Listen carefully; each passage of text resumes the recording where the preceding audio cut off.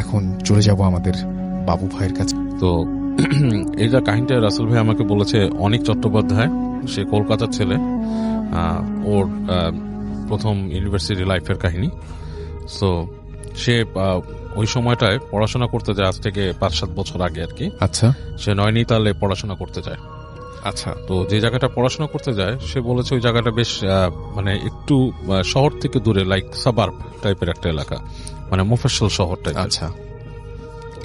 তো স্পেশালি ওই জায়গায় যাওয়ার কারণ হচ্ছে ও যে সাবজেক্টে পড়াশোনা করতে, এটার জন্য নাকি ওই জায়গাটাই ভালো ছিল তার। তো ও যখন যায় ওখানে যাওয়ার জন্য, সারাদিন আপনার জার্নিতে চলে যায় ওর, এবং ও যখন ওখানে পৌঁছায় তখন প্রায় রাত 8টা-9টা বাজে, এরকম একটা সময়। তো বাস থেকে নামার পরে ও দেখে যে বেশ জনশূন্য আর কি, কাইন্ড অফ লাইক মানুষজন একদমই নাই বলা চলে। তো হেঁটে হেঁটে আসে, এসে দেখে যে একজন আছে মানে রাস্তায়, মানে মুদি বিক্রেতা, যে চকলেট সিগারেট এই ধরনের কিছু জিনিস বিক্রি করে। তো তার থেকে এসে সিগারেট কেনে এবং কিছু চকলেট কিনে, কেনার পরে ও জিজ্ঞেস করে যে আমি অমুক জায়গায় যাবো, এখানে কিভাবে কি পাবো, মানে আমার যাতায়াতের জন্য কি আছে, ব্যবস্থা আছে। আচ্ছা। তো সে বললো যে এখানে ওরকম ব্যবস্থা তো ওরকম নাই, কিছু পাবা না। তো এক ধরনের শ্যালো মেশিন টাইপের চালিত আর কি, একটা রিক্সা টাইপের আছে, আর আছে হচ্ছে এক ধরনের টাঙা, এবং সেই টাঙাগুলো তুমি পাবা কিনা এখন শিওর না। আচ্ছা। এটা হচ্ছে যে কারণ দিনের বেলায় এগুলো চলে যায় এখান থেকে, সন্ধ্যার পরে পাওয়া যায় না। তো তোমার জন্য ভালো হয়, রাস্তাটা সুবিধার না, তুমি এখানেই থেকে যাও, বাস স্ট্যান্ডে কোথাও থেকে যাও, এখান তো আরো একজন মানুষ আছে, ওখানে তো কাউরে পাবা না রাস্তায়। তো অনেক বলতেছে যে এত রাতের বেলা, মানে এমন কোনো রাত হয় নাই, 8টা-9টা বাজে, এই সময় তোমাদের এই এলাকাটা এত নিস্তব্ধ কেন হয়ে যায়? তো বলতেছে এটা গ্রামের জায়গা, অ্যান্ড এই মানে আর কি বেশ গ্রাম্য জায়গা, ইটস নট এ সিটি। এবং ওর সাথে কমিউনিকেশন করছে সে ইংলিশে। হ্যাঁ, মানে এটা সিটি না, এখানে তুমি এরকম সুবিধা পাবা না যেরকম যেতে চাও। সো তুমি যদি টাঙা পাও এটা তোমার জন্য ভাগ্যের ব্যাপার, টাঙা না পেলে তো কিছু করার নেই। তো যাই হোক, অনেক ওখানে দাঁড়িয়ে থাকে, দাঁড়িয়ে কর্নারে একটা জায়গায় সে সিগারেট খায়, বসে থাকে একটা ইসের পর, বসে চিন্তা করে যে এখন কি করব। এরকম চিন্তা করতে করতে সে চিন্তা করে যে আমি একটু আশেপাশে হেঁটে দেখি কি অবস্থা। আচ্ছা। এখানে তো বাস স্ট্যান্ডে টাঙা আলা নাও আসতে পারে। সো ও যেটা করে, ওর হাতের যে একটা লাগেজ ছিল, সে লাগেজটা হচ্ছে আপনার ট্রলি লাগেজ, টেনে নেয়, ওইটা নিয়ে সে হাঁটে। আচ্ছা। তো একটু সামনে যাওয়ার পরে ও হাঁটতে হাঁটতে যে দেখে যে দূরে মনে হচ্ছে ছায়ার মতো কিছু একটা দাঁড়ায় আছে গাছের ইসে, যে দুই পাশেই গাছ, মাঝখানে মনে করেন যে আলো পড়তেছে, আকাশের আলো কিছুটা, মানে এমন কোন আলো না, মানে অন্ধকারে হালকা গাছের ওই চাঁদের আলোতে জায়গাটা একটু একটু আলোকিত লাগছে। আচ্ছা। এবং বেশ ঠান্ডা পড়ে গেছে তখন জায়গাটাতে, কারণ মানে ওই জায়গাটা মানে প্রধানত হচ্ছে শীতটা বেশি পড়ে আর কি, কিন্তু একটু যেহেতু সাবার্ব এলাকা, গাছগাছালি বেশি, শীতটা বেশি পড়ে। তো মানে বেশ টকটক করে কাঁপতে কাঁপতে হেঁটে হেঁটে ছায়ার দিকে যায়, যেখানে কি দাঁড়ায় আছে, ওইটা কি মানে মানে কোনো বাসা না কি, মানে হোয়াট ইজ দিস। তো কাছাকাছি আসতে দেখে সেখানে একটা টাঙা। আচ্ছা। টাঙা গাড়ি, ইটস লাইক ও যেটা বলছে, এটা মানে পুরা ফুল ফ্রেজ একটা ঘোড়ার গাড়ি না, ঘোড়াই টানে এটাকে, বাট ছোট টাইপের, মানে পিছনে কোচটা হচ্ছে এত ছোট, মানে হাইয়েস্ট একজন ঘোড়া, একটা ঘোড়া টেনে নিয়ে যাবে এটাকে, কাইন্ড অফ লাইক কলকাতা একসময় যে আদম গাড়ি এখন আছে কিনা আমি জানি না, আচ্ছা, ওরকম টাইপের আর কি। সো তো ওখানে যে দেখে যে ওরকম একটা গাড়ি আছে এবং তার সাথে ঘোড়াও আছে, কিন্তু মানুষ নাই। তো মানে খুব থতমত খেয়ে যায় যে ঘটনাটা কি, মানুষ নাই, টাঙা গাড়ি দাঁড়ায় আছে। তো কিছুক্ষণ বসে থাকে, একটু পরে সে হাতে সিগারেট শেষ হয়ে সিগারেটটাকে ফেলে দেয়, ফেলে দিয়ে পা দিয়ে নিভে ফেলে। তো সিগারেটটা ফেলে দেওয়ার কিছুক্ষণ পরই দেখে যে ওইখানে মানে পাশে গাছগাছালি যে জায়গাটা, ওখান থেকে একজন মানুষ বের হয়ে আসছে। বের হয়ে এসে তাকে বলতেছে, মানে ওখানকার মানে লোকাল ভাষার সাথে হিন্দি মিশানো আর কি, যে কোথায় যাবা। তো বলে যে আমি তো অমুক জায়গায় যেতে চাই, তো তুমি কি যাবা নাকি। তো ওরে বলছে যে ব্যাঠো, বসো পিছনে। তো ও কোনো কথা না বলে সুন্দর, ও মনে করে যে এর থেকে ভালো সুযোগ তো আর নাই, এই বাস স্ট্যান্ডে কিছু নাই, বাস স্ট্যান্ডের আশেপাশে কোনো হোটেলও নাই, কোথাও নাই, ওখানে বসে রাত কাটানোর বেড়ার চলে যাই। তো বসে ওর যে ইটা ওই ইসে উঠে বসে তার যে লাগেজ থেকে খুলে সে পাতলা একটা সোয়েটার সে গায়ে দেয়। আচ্ছা।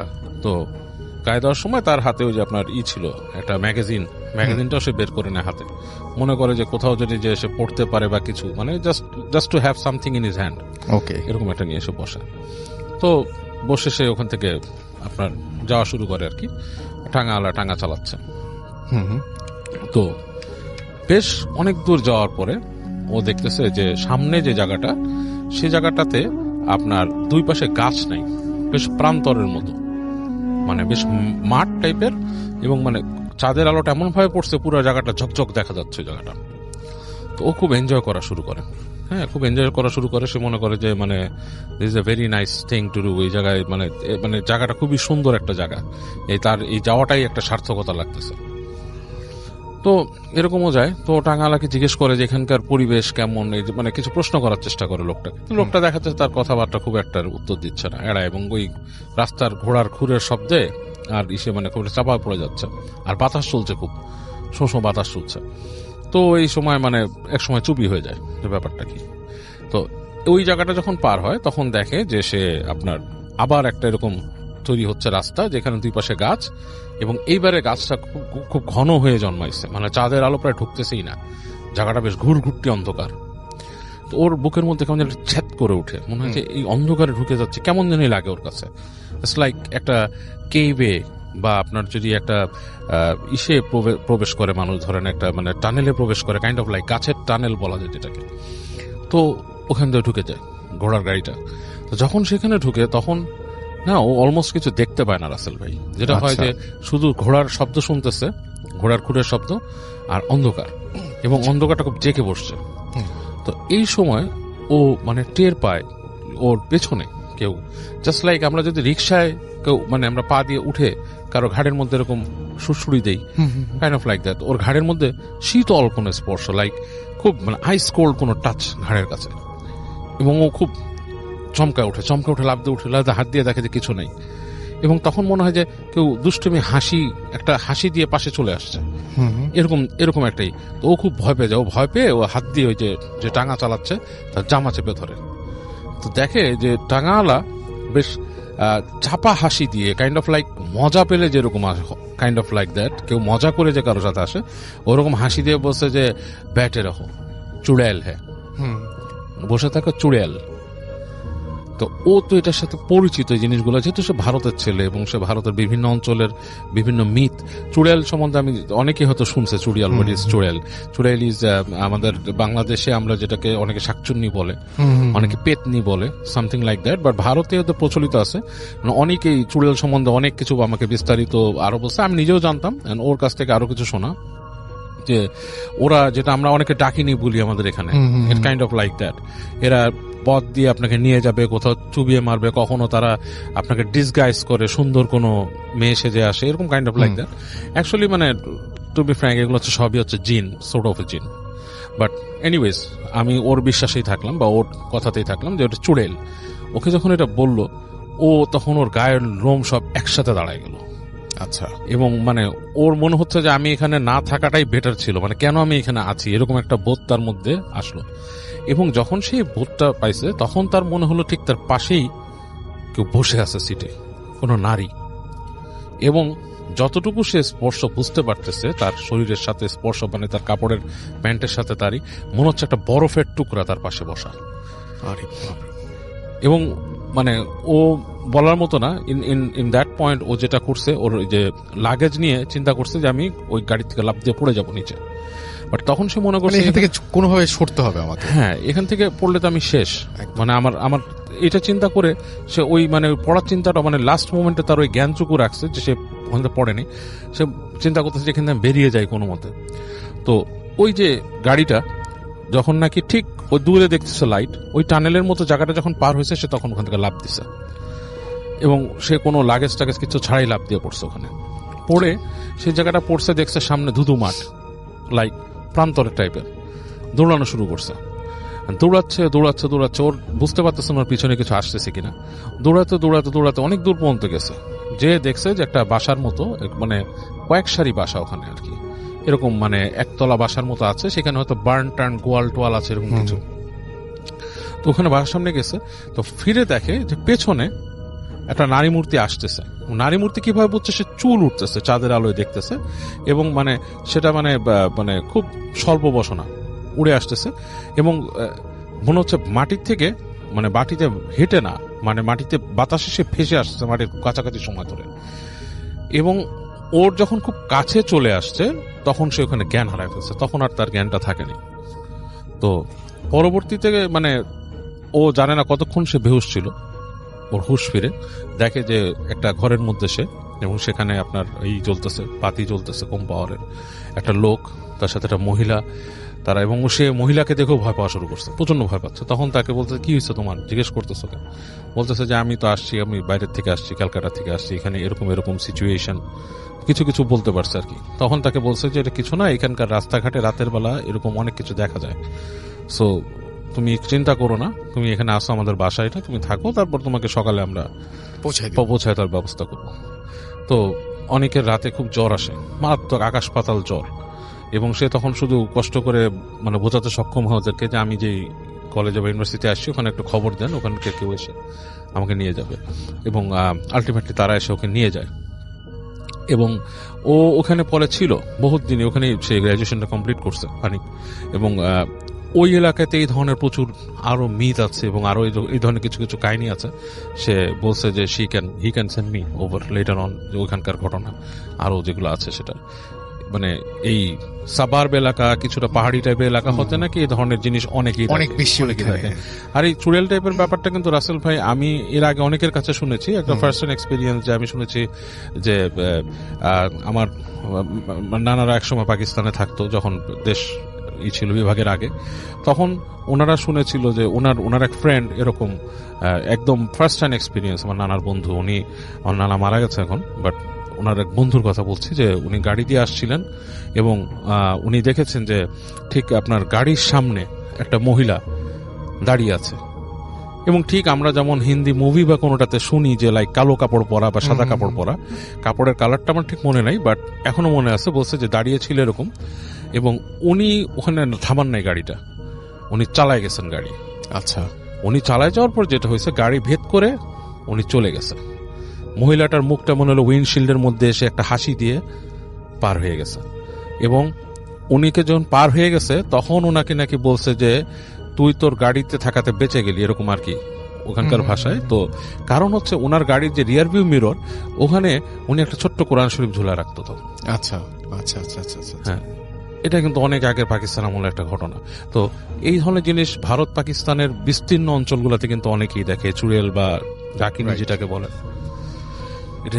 Thank you so much. চলে যাবো আমাদের পরবর্তী ঘটনায়।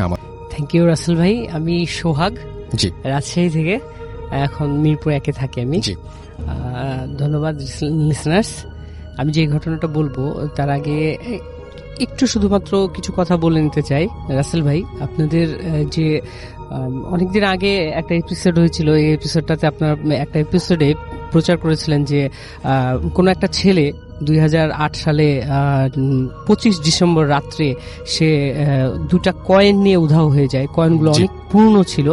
আবার একই দিনে 25শে ডিসেম্বর রাত্রে 2009 সালে সে আবার তার ঠিক ওই জায়গায় ওই সময়টাতে ফেরত আসে। এই বিষয়টা হচ্ছে কি যে উধাও হয়ে গেল, আবার ফেরত আসলো। এই একটা বছরে তার বাবা মা অনেক পেপার পত্রিকা বা অনেক খোঁজাখুঁজি করেছে। জাস্ট এটা ছিল একটা ঘটনা, এটা তখনকার সময় একটা ঘটনা ছিল, এটা আমরা রেডিও ফুর্তিতে শুনেছি। বাট আমি যে ঘটনাটা বলবো সেটা হচ্ছে সিলেটের। লাস্ট ফ্রাইডেতে আমি হচ্ছে যে সিলেটে গিয়েছিলাম কোনো একটা কাজে, অফিসিয়াল কাজে। দেন আমি খুব পাশাপাশি হচ্ছে চা বাগান থাকার কারণে আমি ওখানে চলে যাই চা বাগান দেখার জন্য। দেন আমি যখন চা বাগানে যে পৌঁছাই তখন ওখানে যে কেয়ারটেকার থাকে, কেয়ারটেকারকে সাথে নিয়ে আমি চা বাগানের মধ্যে ঢুকি। সরি, জি। যখন চা বাগানে ঘুরছিলাম, ঘুরতে ঘুরতে ওই টিলাগুলোর উপরে যখন উঠি তখন ওই কেয়ারটেকারকে আমি একটা সময় যাওয়ার পরে জিজ্ঞেস করছিলাম যে আঙ্কেল, আপনারা যে এই চা বাগানে ঘুরেন তো কখনো কি এরকম ভৌতিক কোনো জিনিস আপনাদের সামনে আসে কিনা? তখন তিনি বলছিলেন যে হ্যাঁ, এরকম হয়, এরকমই একটা ঘটনা, তাহলে আপনাকে আমি শোনাই। তো উনি আমাকে বলছিল এই ঘটনাটা হচ্ছে 1991 সালের একটা ঘটনা। আমরা এই জিনিসটা জানি যে চা বাগানে যারা চা তুলেন, যারা এরা কিন্তু অনেক হচ্ছে কি যে মানে নিচু শ্রেণীর, বলতে কি যে সনাতন ধর্মাবলম্বী এরকম ধর্মের হয়ে থাকেন। তো এদের মধ্যে একজন লোক ছিলেন, উনি হচ্ছে মুসলমান ধর্মাবলম্বী। ওনার নাম ছিল হচ্ছে সুরুজ আলী। ওনার ফ্যামিলিতে ছিল হচ্ছে মানে যারা কাজ করেন তারা অত্যন্ত মানে খুব গরিব হয়ে থাকেন, দরিদ্র হয়ে হ্যাঁ, থাকেন। দরিদ্র ঘরের লোক ছিলেন। তো ওই সুরুজ আলীর এক ছেলে এক মেয়ে। তো মেয়ে 12-14 বছর বয়সী একটা মেয়ে, আর সেই ছেলেটা হচ্ছে ছোট ছেলে। তো সুরুজ আলী এবং তার স্ত্রী দুইজন একসাথে হচ্ছে কি যে ইয়েতে চলে যায়, চা তুলতে চলে যায়। প্রত্যেক দিনই 2 শিফটে চা তুলেন, সকাল 6টা থেকে অলমোস্ট 12টা পর্যন্ত, আবার এদিকে দুপুরের খাবারের পরে মোটামুটি 2টা থেকে একেবারে সন্ধ্যা 6টা পর্যন্ত। যদি শীতের দিন হয় তাহলে আরো আগে চলে আসেন। তো এইভাবে চা তুলেন। তো যাচ্ছিল দিন, এভাবেই যাচ্ছিল। তো সুরুজ আলীর সাথে সুরুজ আলীর স্ত্রীও যখন চলে যায়, মাঝে মাঝে সুরুজ আলীর যে মেয়ে উনিও চলে যান চা তুলতে। এটা তাদের একটা সংস্কৃতি বলা চলে যে বংশ পরম্পরায় চা তুলতেই হয়। তো উনিও চলে যান। এরকম যখন চা তুলতে চলে যান, একদিনকে বাসায় সুরুজ আলীর মেয়ে আর সুরুজ আলীর ছেলে একাই ছিলেন। তো প্রায়ই দেখা যেত যে ওদের বাড়ির দরজায় নক হচ্ছে, অ্যাজ লাইক টিক টিক করে নক করছে, করার পরে বলছে সুরুজ মিয়া চলো যাই, চা তুলতে যাই। তো এইরকম বলে কি যে ওই সুরুজ আলীর মেয়ে তখন দরজা খুলে বলে যে বাবা তো চলে গেছে, কিন্তু দরজা খুলে কাউকে দেখতে পায় না। আচ্ছা, এরকম 2-3 দিন যখন হওয়ার পরে তখন ওই মেয়েটা ওনার মাকে বলছে, আম্মা দেখো যে প্রত্যেক দিনই তোমরা চলে যাওয়ার পরে এরকম ডাক দেয় আর হচ্ছে কি যে কাউকে দেখতে পায় না। তো ওনার মা বলে কি যে এটা কোনো কিছু না, হয়তো বা কেউ মানে একটু মস্করা করে এই জিনিসটা করছে। দেন একদিন কি হয়েছে যে সুরুজ আলী এবং সুরুজ আলীর স্ত্রী চা তুলতে চলে গেছে, অ্যাজ লাইক 1:45টার দিকে, দুপুরবেলা, একেবারে সানি রে, দুপুরবেলা 1:45টার দিকে সুরুজ আলীর মেয়ে উনিও চলে গেছে চা তুলতে। চা তুলতে যাওয়ার সময় তখন বলছে কি যে উনি যখন আস্তে আস্তে চা তুলতে, আমরা তো জানি চায়ের চা বাগানটা টিলার মধ্যে হয়, আস্তে আস্তে উপরে উঠে যায়। তো সুরুজ আলীর মেয়ে চা তুলতে তুলতে একটা সময় মাঝামাঝি টিলাতে যখন গেছে, তখন তিনি দেখছে কি যে ওনার সাথে আরো অনেকেই চা তুলছে, অনেকজন চা তুলছে, একসাথে চা তুলছে। দেন মনোযোগ সহকারে সে চা তুলছে, চা তুলতে তুলতে একটা সময় সে টপ অফ দ্য হিল, একেবারে মানে ওই টিলাটার একেবারে উপরে উঠে যায়, চূড়ায় উঠে যায়। উঠে যাওয়ার পরে ওর গোটা শরীরে একটা ফ্লো, একটা গরম উইন্ড, একটা ফ্লো জোরে এসে ধাক্কা দেয়। ধাক্কা দেওয়ার সাথে সাথে তার চোখ সব বন্ধ হয়ে যায়, চোখ জ্বলা শুরু করে। তখন চোখ জ্বলা শুরু করে যখন তোর চোখ বন্ধ হয়ে যায়, তখন সে হালকা করে তাকায়, দেখে যে তার সাথে যারা ছিলেন, চা বাগানে যতগুলো লোক ছিল চা তুলছিল, তারা একজনও নাই। তারপর তার চোখটা আবার বন্ধ হয়ে যায়, মানে খুব বেশি জ্বলছিল। তখন সে চোখটা খোলার পরে, খুব কষ্ট করে যখন চোখটা খুলেন, তখন দেখেন কি তার সামনে একটা শেপ দাঁড়িয়ে আছে, খুব কালো, কুচকুচা কালো একটা শেপ। সেই শেপটা এমন একটা শেপ যেটা একটা কাঠের উপরে একটা মানুষের ছায়া দিয়ে কাঠটাকে যদি কাটা হয়, একটা মানুষের ছায়া দিয়ে যদি কাঠটাকে কাটা হয়, তাহলে ওই যে শেপটা, কিন্তু মুখ বা চেহারা অ্যাজ লাইক এস ফেস কোনো কিছুই নাই, একটা প্লেন ফেস, কাট আউটের মতো। হ্যাঁ, কার্টুনের মতো। তার মধ্যে কোনো চোখ নাই, নাক নাই, মুখ নাই, নাথিং ইজ অ্যালন। দেন কিন্তু ওখানে একটা বিষয় ওই মেয়েটা মানে লক্ষ্য করছিল এইভাবে যে তার সে কুচকুচা অবয়বের মধ্যে অনেক লোম ছিল, যে লোমগুলা খাড়া খাড়া ছিল, কালো লোম ছিল, কিন্তু ওই লোমগুলানের মাথায় একটা করে চা পাতা ছিল, মানে চায়ের কচি পাতা যেটাকে বলে, কুশি পাতা, সেই পাতা একটা করে চা পাতা ছিল। এটা দেখার পরে সে মেয়েটা খুব জোরে চিৎকার করে বসে।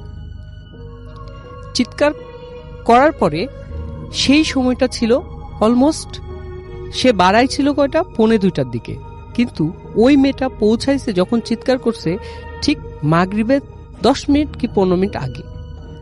এমন একটা সময়, মানে চা তুলতে তুলতে ওকে এমন একটা সময়ে নিয়ে যাওয়া হয়েছে যে মাগরিবের ঠিক আগ মুহূর্তে চলে গেছে। এখন যখন চিৎকার করেছে, তখন ওই হিলের নিচে যারা থাকেন, কেয়ারটেকাররা যারা আছেন, তখন এই চিৎকারটা শুনতে পায়। এদিকে লং টাইম হয়ে গেছে, সুরুজ আলীর বাড়িতেও খোঁজাখুঁজি শুরু হয়ে গেছে যে আমার মেয়ে কই। এদিকে যখন চিৎকার শুরু হয়েছে, খুঁজতে খুঁজতে খুঁজতে অলমোস্ট 9টা বেজে গেছে, 9টা পৌনে 10টা বেজে গেছে, 9:30 পৌনে 10টা এরকম বেজে গেছে। দেন ওই কেয়ারটেকাররা সুরজালের মেয়েকে পায়।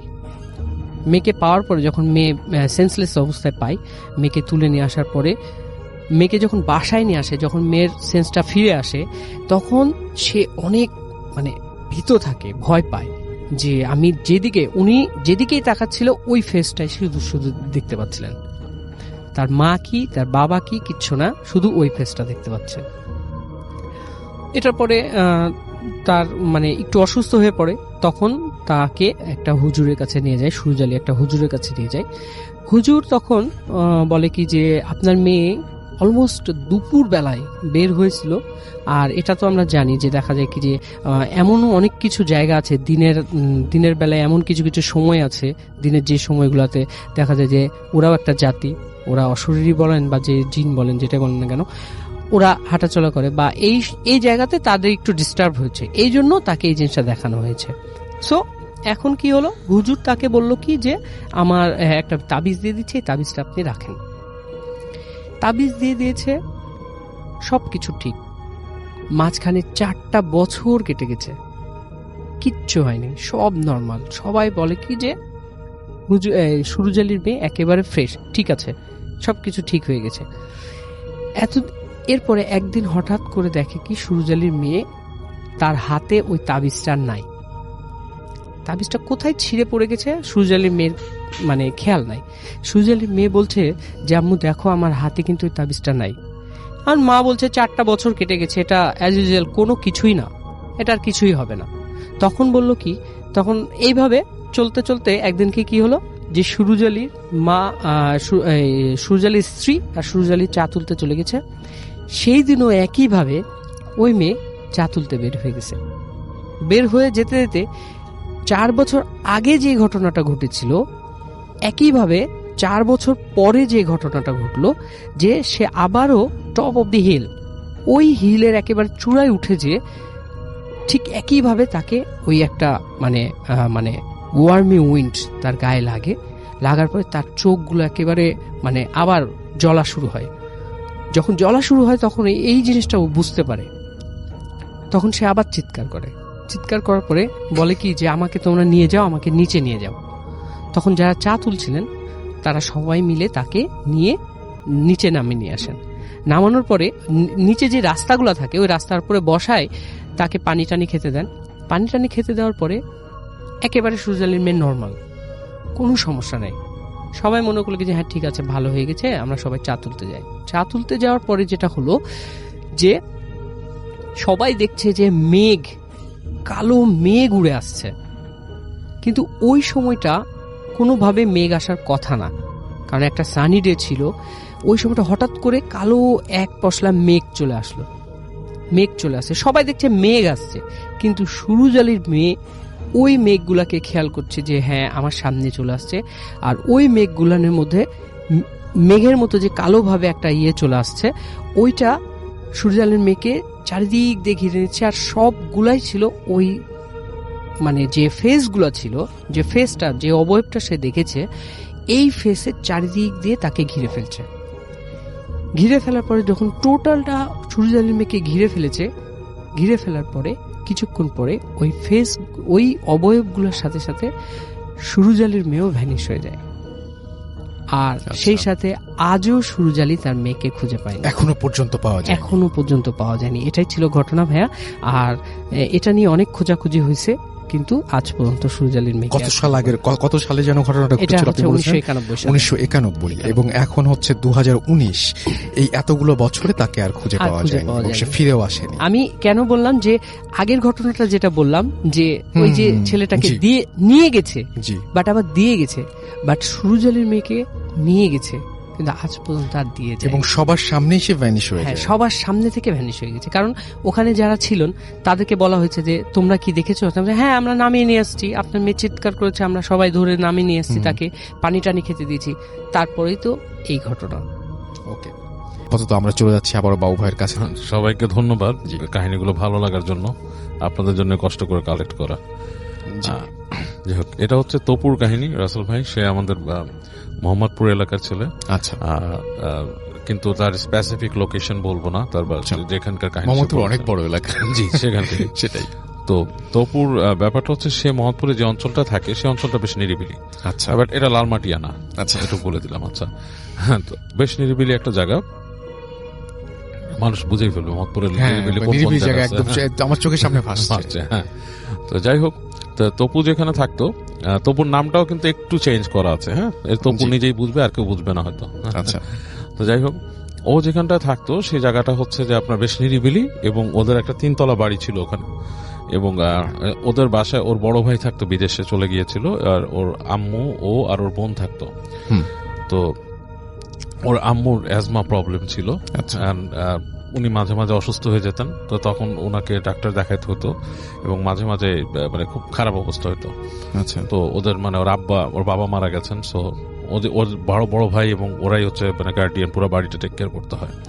তো এরকম অবস্থায় একদিন এরকম রাতের বেলা, তখন এরকম 1-2টা বাজে আর কি, বেশ নীরব হয়ে গেছে। আর ওই সময়টাতে মানে আজ থেকে 10-15 বছর আগে তখন কিন্তু মোহাম্মদপুর জায়গাটা মানে আরেকটু, ঢাকা শহরটাই আরেকটু ব্যাকওয়ার্ড ছিল আর কি। এতটা আধুনিকতাটা মানে এখন খুব বেশি গাড়ি ঘোড়া, তখন একটু কম ছিল। তো যা হচ্ছে যে রাতের বেলা ওর আম্মু এরকম হঠাৎ করে আস্তে আস্তে তার শ্বাসকষ্ট হয়, হাঁপানি উঠে, এবং ওরা মাকে চেষ্টা করে যেগুলো দেওয়ার আর কি, যে উনি যে ট্যাবলেট খান, তারপরে নেবুলাইজার মেশিন, এগুলো দিয়ে চেষ্টা করে, বাট দেখছে যে ওনার এটা কমতেছেই না। এমন একটা অবস্থায় গেছে যে ওনাকে মানে মানে ঠিক করে রাখা যাচ্ছে না, শ্বাস উঠতেছে পড়তেছে। তো ওর বোন তখন বলে যে তবু তুই এখন যেভাবে যাক তুই নিয়ে আয়, ডাক্তার নিয়ে আয়। ডাক্তার সাহেব একজন ডাক্তার ছিলেন, তিনি ওদের এলাকাতেই থাকতেন, বাট এটা হচ্ছে একটু পেরিফেরির দিকে, মানে মেইন রোডের কাছাকাছি আর কি, মানে যেই মেইন রাস্তাটা আছে ওটার কাছে। তো এবং ওদের ফ্যামিলির সাথে অনেক বেশি অ্যাটাচ ডাক্তারটা, এবং উনি ওনার চিকিৎসা করে থাকেন সবসময়। তো বলছে যে ওই আঙ্কেলকে নিয়ে আয়, কাজ আম্মাকে এই অবস্থা হাসপাতালে নেওয়া সম্ভব না, ওনার যে অবস্থা। আমরা চেষ্টা করতেছি ওনাকে ওই যে ইনহেলার, নেবুলাইজার এগুলো দিয়ে যতটুকু রাখার আমি চেষ্টা করছি, তুই নিয়ে আয়। এবং তপুতের বাসাটাও বেশ পুরান ছিল, এবং ওখানে যে কাহিনী আছে যে তপুর যে দাদা, সে ওইখানে উনি ফার্স্ট আসেন, এবং উনিও বেশ আপনার করতো আর কি, যে কি বলে মানে জিন টিন কি সাধনা করতো আর কি। সেই তোদের বাসাটাও যে খুব মানে খুব ভালো ভয়ের না এরকম না, আমাদের গা ছমছম করতো, আমরা ফ্রেন্ডরা মাঝে মাঝে 2-1 জন যেতাম ওখানে। যাই হোক, সো তপু কি করে রাতের বেলা 1-2টার দিক বের হয়, এবং বের হয়ে সে যখন হেঁটে হেঁটে আসতেছে, বাসার থেকে বের হয়ে সামনে আসে, ঠিক যখন রাস্তাতে আসে, গেটটা পার হয়ে তাদের যখন নিচে আসে, তখন দেখে ঠাস করে পুরো এলাকার ইলেকট্রিসিটি চলে গেছে, মানে ব্ল্যাক আউট, পুরো এলাকাটা ব্ল্যাক আউট হয়ে গেছে। এবং রাত 1-2টার সময় ব্ল্যাক আউট হলে কিন্তু রাসেল ভাই একটা অন্যরকম পরিবেশ তৈরি হয়। এটা যে দেখছেন সে বলতে পারবেন, ঢাকার পরিবেশে বিশেষ করে, right, I am used to it, আমি প্রায় এই ধরনের পরিবেশ দেখছি এবং আমার খুব ভালো লাগে আর কি। বাট অনেকের হয়তো ভালোর থেকে ভয় বেশি লাগতে পারে, এবং রাতের বেলা একা থাকলে আরো ভয়টা বেশি লাগার কথা।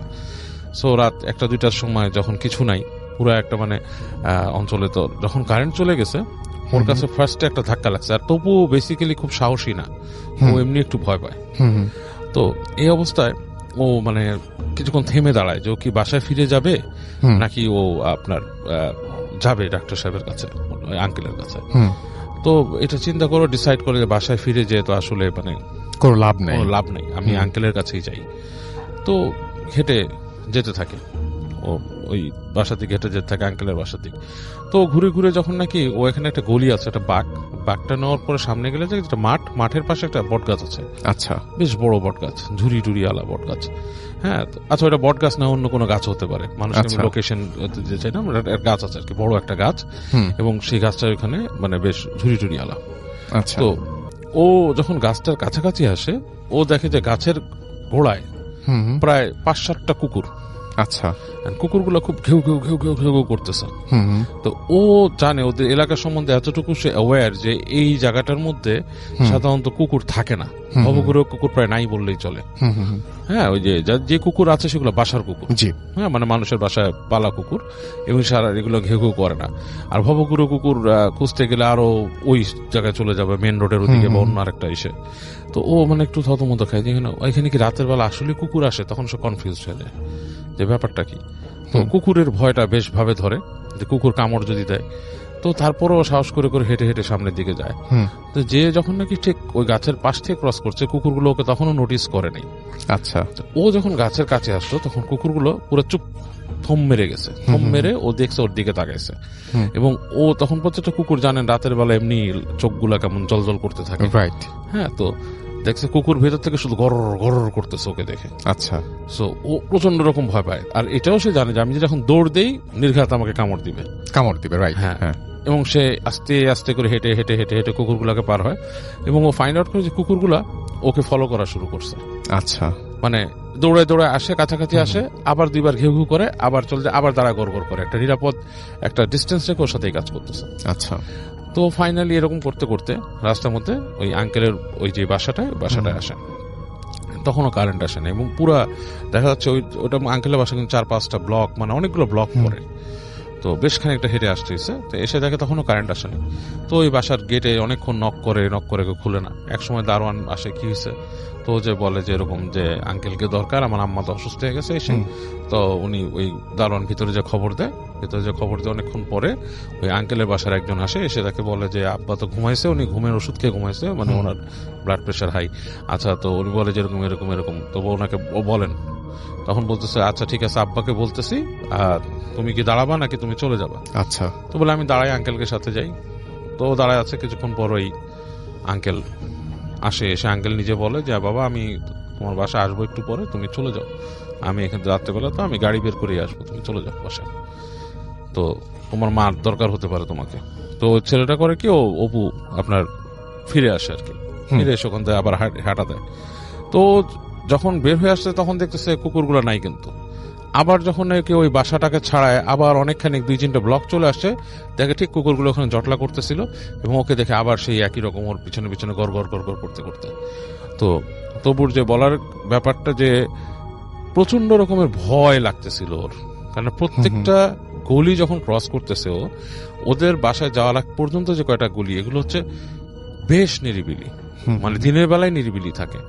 হ্যাঁ, আর রাতের বেলা সেগুলো মনে করেন গা ছমছম করা পরিবেশ সন্ধ্যার সময় তৈরি হয়ে যায়, কারণ কয়েকটা গাছ আছে, সেই গাছগুলোর বর্তমানে আছে কিনা আই ডোন্ট নো, বাট ওই সময়টা আমিও রিকল করে চিন্তা করতে পারি, কিছু গাছ ছিল যেগুলোতে মানে বেশ ছেয়ে যেত জায়গাটা, ঠিক আছে।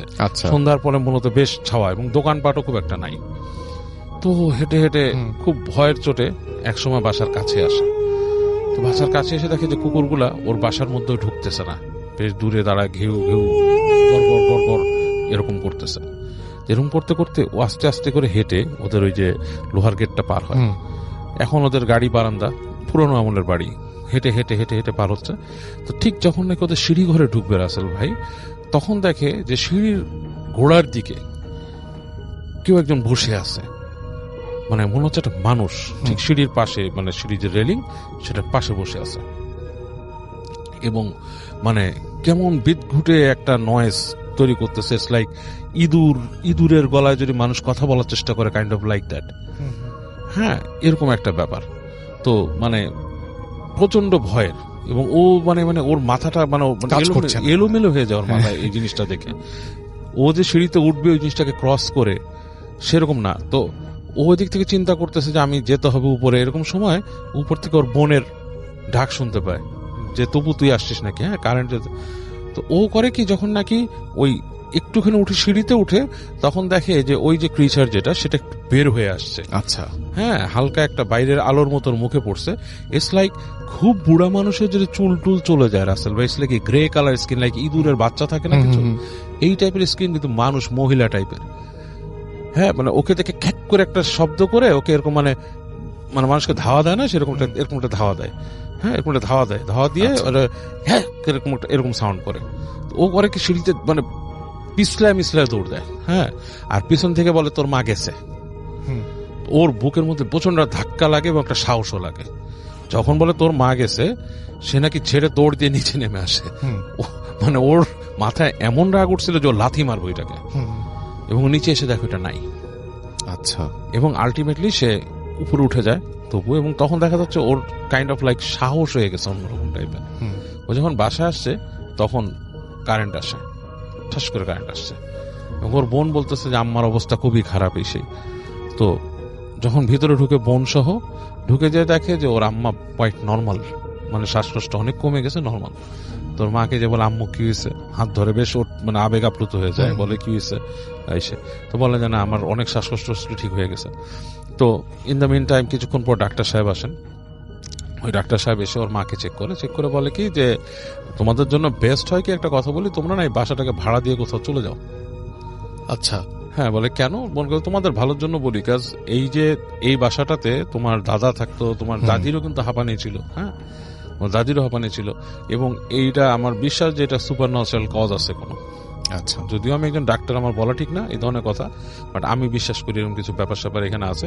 এবং তোমার আম্মার এই যে হঠাৎ অ্যাজমা অ্যাটাক, ওনার কিন্তু এই শ্বাসকষ্ট অসুখ নাই, এটা আমি বিলিভ করি কিছু একটা। কারণ এই যে ওনাকে ইনহেলার দিছো, এটা তো ওনার একটা কমে যাওয়ার কথা, হ্যাঁ। তারপর তুমি নেবুলাইজার দিছো, এটাও একটা জিনিস ভিতরে ক্লিয়ার করে ফেলে।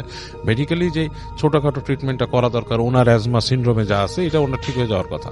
উনি এমন পেশেন্ট না যে ওনাকে অক্সিজেন যে সারাক্ষণ রাখতে হবে, সেগুলো আমি ওরকম ব্যবস্থা করতাম। তো এগুলো এক একটা অ্যাটাক হচ্ছে এখানে, তোমাদের এখানে। আমার মনে হয় ওনাকে নিয়ে যাও, ওনাকে অন্য একটা পরিবেশে রাখো, তোমাদের এখানে থাকতে হবে না।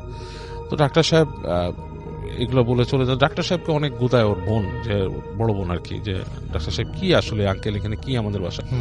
বলে না তোমরা অনেক কিছু ফেস করো না, তোমার দাদা থাকতে তো শুনতাম আমরা যে এখানে তোমাদের এখানে এরকম হতো, হ্যাঁ মানুষকে এরকম ধাক্কা দিয়ে ফেলে দিত, ই করতো, এবং এখানে তোমার দাদার এখানে জিন ছিল, দুষ্ট জিন ছিল, তোমরা কতটুকু দেখো কিনা এসেই। তো তপু আর ডাক্তার সাহেবকে ওই ঘটনাটা বলে নাই, সে নিজে এটা নিজের মধ্যে রাখছে। এবং ওরা একসময় বাসা ছেড়ে চলে যায় তার 2-1 বছর পরে, এবং 2-1 বছর পরে তপু আর কিছুই দেখে নাই। এবং সে যা বলছে যে দেখো আমার ভেতরে একটা সাহস, আমি বিশ্বাস করি এখন আমি যদি ওভারকাম করতে পারি আমার বাসা, এই জিনিসগুলো আমাকে কোনো ক্ষতি করতে পারবে না, এটা আমাদের বাসা, আমি এটাই করি। আমরা এই আত্মবিশ্বাসটা থাকতে, হ্যাঁ বলছে যে আমরা চলে গেছি বাসার থেকে নট বিকজ অফ যে এই জিন ক্ষতি করতেছে বা কিছু, আমরা চলে গেছি আমাদের দরকারে, আমাদের বাসা আসলে আমাদের হচ্ছে না, মানে ওইভাবে করে বাসাটা বেশি বড়, আমাদের একটা কম্প্যাক্ট জায়গা দরকার, বাসাটা পরবর্তীতে আমরা বিল্ডার্সকে দিয়ে দিব এই কারণে, but not because of that জিন, বাট ওই ভয় আমি পাইছি। এবং তবু বলতো যে ওদের বাসায় এরকম প্রায়ই হতো, ছাদের মধ্যে ঠাস করে ইট মারতো, কে একলা দাঁড়ায় থাকলে মনে হতো ছাদে কেউ আছে, এরকম জিনিসগুলা প্রায় হয়। এবং আমি আপনাকে বলছি আমার এক রিলেটিভের বাসা ছিল ওই মোহাম্মদপুরেরই একটা এলাকায়, ওইটাও খুব ভয়ঙ্কর ছিল এরকম। সেটাই। থ্যাংক ইউ সো মাচ বাবু ভাই। যেটা করবো সেটা হচ্ছে একটা ছোট্ট ঘটনায় যাব। আসসালামু আলাইকুম রাসেল ভাইয়া, আশা করি আপনি এবং আপনার ভূত এফএমের সমস্ত টিম মেম্বার আল্লাহর রহমতে অনেক অনেক অনেক ভালো আছে। আমার নাম মোহাম্মদ জয় চৌধুরী, আমার বাসা নওগাঁ জেলার পত্নীতলা থানায়। আসল ঘটনাতে যাই, যেটার জন্য আসলে আপনাদের সঙ্গে যোগাযোগ করা আর কি।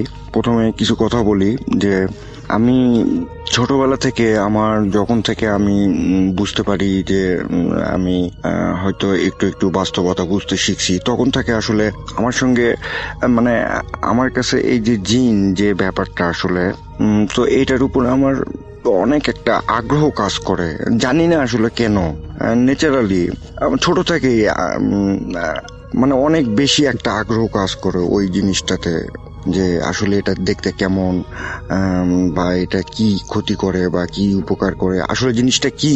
তো আজকে আমি যেটা বলবো সেটা আমার নিজের সাথেই ঘটে যাওয়া একটা ঘটনা। তখন আমি ঢাকাতে নর্দার্ন ইউনিভার্সিটিতে বিবিএতে মেবি 2nd সেমিস্টার ছিলাম। তো আমি বাসায় রাতে রাসেল ভাইয়া এই খাওয়া দাওয়া করছি, আমার তারপর যা রাতের প্রয়োজনীয় কাজ সবকিছু সেরে তো আমি বেডে চলে গেছি, অলরেডি শুয়ে পড়ছি। তো একটু চিন্তা করলাম, আসলে মনটা ওই দিন একটু খারাপও ছিল। তো তারপরে ভাবলাম একটা দেখি কোনো পুরাতন কোনো কমেডি মুভি আছে কিনা। তো ল্যাপটপ নিয়ে এমনি ঘাটাঘাটি করছিলাম, তো তারপর ফাইনালি একটা ফানি মুভি দেখতেছিলাম। তো ছবিটা অনেক কয়েকবার আমি মাঝে মধ্যে দেখি, প্রায় আমি ওই মুভি দেখার সময় আমার মনে আছে স্পষ্ট, আমি কোথা থেকে মুভিটা আমার কোন পর্যন্ত মনে আছে। আমি জাস্ট হেলান দিয়ে শুয়ে থেকে মুভিটা দেখতেছি। তো তারপর এক পর্যায়ে আমি দেখতেছি যে হুট করে আমার সামনে আমার রুম নাই, আমার ল্যাপটপ নাই, আমার বেড নাই, আমি জাস্ট দাঁড়ায় আছি। আমি মানে সেম যে ড্রেসে ছিলাম সেই ড্রেসে আছি, বাট দাঁড়ায় আছি। তো তারপর দেখি আমার সামনে আসলে আমি আল্লাহ আমাকে কেন এরকম জায়গায় নিয়ে গেল আমি জানি না। তো আমি দেখি আমার সামনে একটা নয়, দুইটা নয়, তিনটা না, 12টা কবর দেখি, মানে 2 লাইনে 6টা করে 12টা কবর। মানে কবরগুলো এরকম যে একদিনও হয় নাই, হয়তো 2-1 ঘন্টা হবে, হয়তো যে সবাই দাফন শেষ করে সবাই ঘরে চলে গেছে, তারপর হয়তো ওই জায়গাটায় আমি দাঁড়াইছি, এরকম ব্যাপারটা এরকম। তো আমি আসলে দেখতেছি যে আমার সামনে কবর কেন, আমি এই জায়গায় কেন, আর আমার রুম কোথায়। তারপর আর কবরের চারপাশটা আসলে এরকম ছিল যে চারিদিকে অনেক বড় বড় গাছ, অনেক ঘন ঘন পাতা। আসলে গাছগুলো আমি চিনতে পারতেছি না যে কিসের গাছ এসব, তবে অনেক গাছ। তো তারপর আমি এখন মানে একা একা কথা বলার চেষ্টা করতেছি যে মানে আমি এখানে কেন, আমি আসলে এটা তো আমি কখনোই আশা করি নাই বা কখনো চিন্তাও করি নাই এরকম একটা জায়গায় দাঁড়াবো। তো তারপরে আমি খোঁজার চেষ্টা করতেছি যে এখান থেকে আমি বেরোবো কিভাবে বা এই জায়গা থেকে আমি চলে যাব কিভাবে। তো লাস্ট কবরে যে আমার সামনে ঠিক লাস্ট কবরে একটা কোনায় দেখি আমার একটা ফ্রেন্ড, এটা আমি ক্যান্টনমেন্টে যখন পড়তাম, আমার ইন্টার লাইফটা ক্যান্টনমেন্টে, বগুড়া ক্যান্টনমেন্টে, তখন ওখানে আমার একটা ফ্রেন্ড ছিল, ওর নাম হলো মেহেদি হাসান খান, তবে আমি ওকে খান বলে ডাকতাম। তো ও ইন্টারের ফাইনাল পরীক্ষার পর ও একটা কারণে মারা গেছে। তো অনেক কয়েক বছরই তো হয়ে গেছে। তো তারপরে আমি দেখি আমার ওই ফ্রেন্ড ওখানে দাঁড়ায় আছে। তা আমি এখন চিন্তা করতেছি যে আসলে ওকে আমি দেখতে পাচ্ছি কেন, ও কি জীবিত হয়ে গেল না আমি মারা গেছি, মানে আমি আসলে আমার মাথা কাজ করাতে পারতেছিলাম না। তো দেখি ওই ফ্রেন্ড আমার দিয়ে শুধু হাসতেছে। আসলে আমি আপনাকে বোঝাতে পারবো না যে হাসিটা আসলে কেমন, মানে রাগ করে হাসতেছে না মানে আনন্দ হাসতেছে, মানে আসলে আমি বুঝতে পারতেছি না মানে হাসি টাইপটা কেমন। তো যাই হোক আমার দিকে অবাক এক দৃষ্টিতে তাকায় হাসতেছে। তো আমি অনেক চেষ্টা করছি আসলে, মানে আমি কেমন যেন চোখের দিকে তাকানোর পর আর ওর চোখ থেকে আমার চোখটা মানে হটাইতে পারতেছি না। তো তারপর আমি বলতেছি যে খান তুই এখানে কেন আর আমি এখানে কেন, তুই কি মানে জীবিত হয়েছিস না আমি মারা গেছি, আসলে আমি বুঝতে পারতেছি না। ও আমার একটা প্রশ্নেরও মানে কোনো উত্তর দেয় না, ও শুধু হাসে। তারপর আমি যখন আমি বলতেছি তুই দাঁড়া আমি আসতেছি তোর কাছে, তখন আমার কথা শুনে দেখি ও উল্টা দিকে জোরে জোরে হাঁটা শুরু করছে, আমার দিকে আর তাকায় নাই, মুখ সোজা ঘুরে নিয়ে জোরে জোরে হাঁটা শুরু করছে। তো আমি এখন চিন্তা করতেছি যে আমি মানে ওর কাছে যাওয়ার জন্য আমিও একটু জোরে হাঁটা শুরু করছি। তো আমি এখন চিন্তা করতেছি যে আসলে কবরটা আমি আপনাকে একটু বলে নিই যে কবরটা 2 লাইনে আছে, 6টা করে, আর চারপাশে গাছ।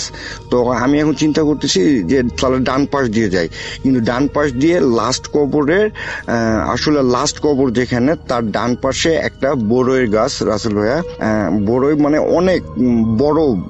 অনেক বড় একটা গাছ, কিন্তু সবগুলোতে ওই বড়ই যেটা কুল বলি আমরা, আসলে ওই বড়ই গাছ অনেক কাঁটা। তো মানে গাছটা আসলে এমন ভাবে আছে যে এই লাস্ট কবরের অর্ধেক পর্যন্ত আছে আসলে গাছের ডালপালা সবের।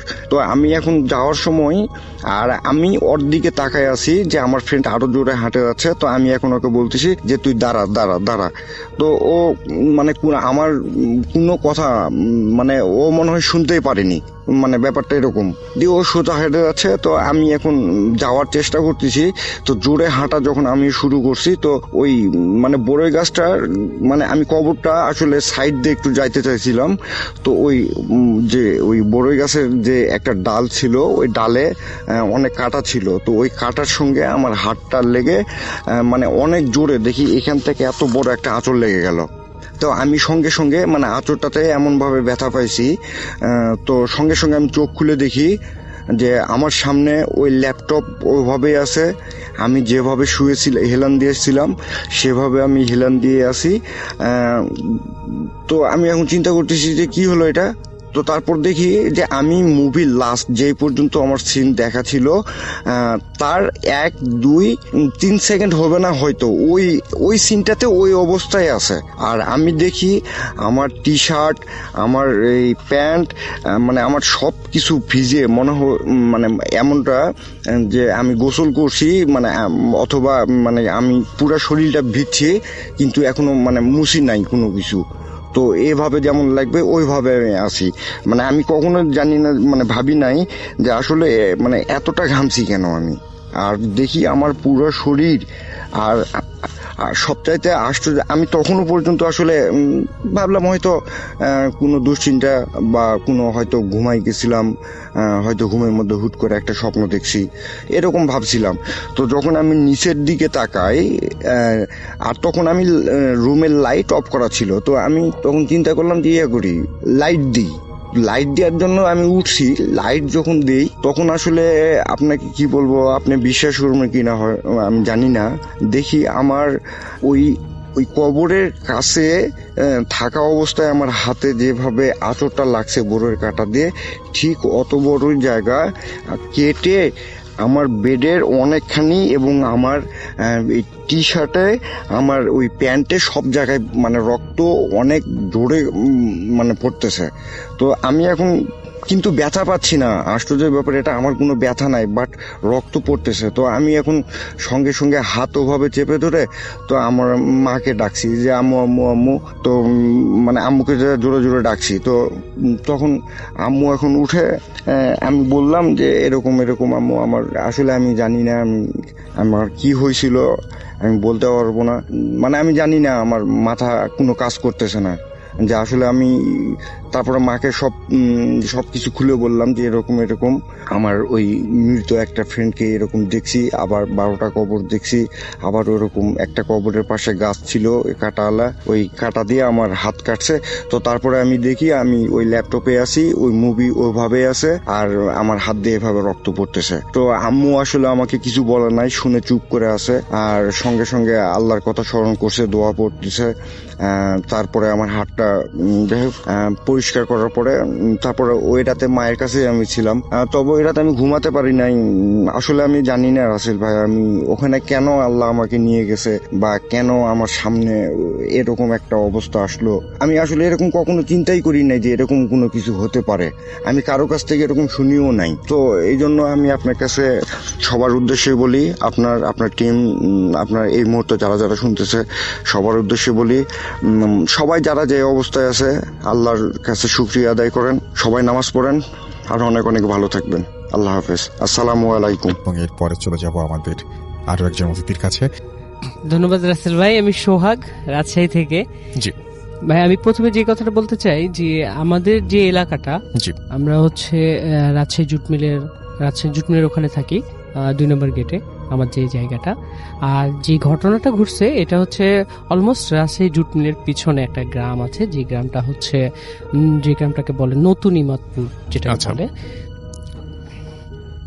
তো এটা খুব রিসেন্ট একটা ঘটনা, এই লাস্ট ঈদুল আজহা যেটা চলে গেল আমাদের, এই ঈদুল আজহাতে আমাদের রাজশাহীতে বা বাংলাদেশের বিভিন্ন জায়গায় এরকম একটা প্রচলন আছে যে একটা গরুতে 7 জন বা 3 জন বা 5 জন বেজোড় সংখ্যার একটা ভাগ দিয়ে গরুটাকে কোরবানি দেওয়া হয়। তো এরকমই একটা ঘটনা ঘটছে যে ওই গ্রাম থেকে 7 জন লোক ঈদুল আজহার জন্য গরু কিনতে যাবে। আমাদের ওখানে যে হাই স্কুল মাঠ আছে, মাসকাটা দিকে স্কুল মাঠ, এটা অনেক বড় একটা মাঠ, আর এই মাঠে প্রত্যেক বছর ইয়ারলি যে গরু ছাগলের যে হাটটা বসে, এখানে অনেক বড় একটা হাট বসে। আচ্ছা, দেন আমরা কাটাখালী বাজারের পাশেই হাটের মাঠটা, স্কুল মাঠটা।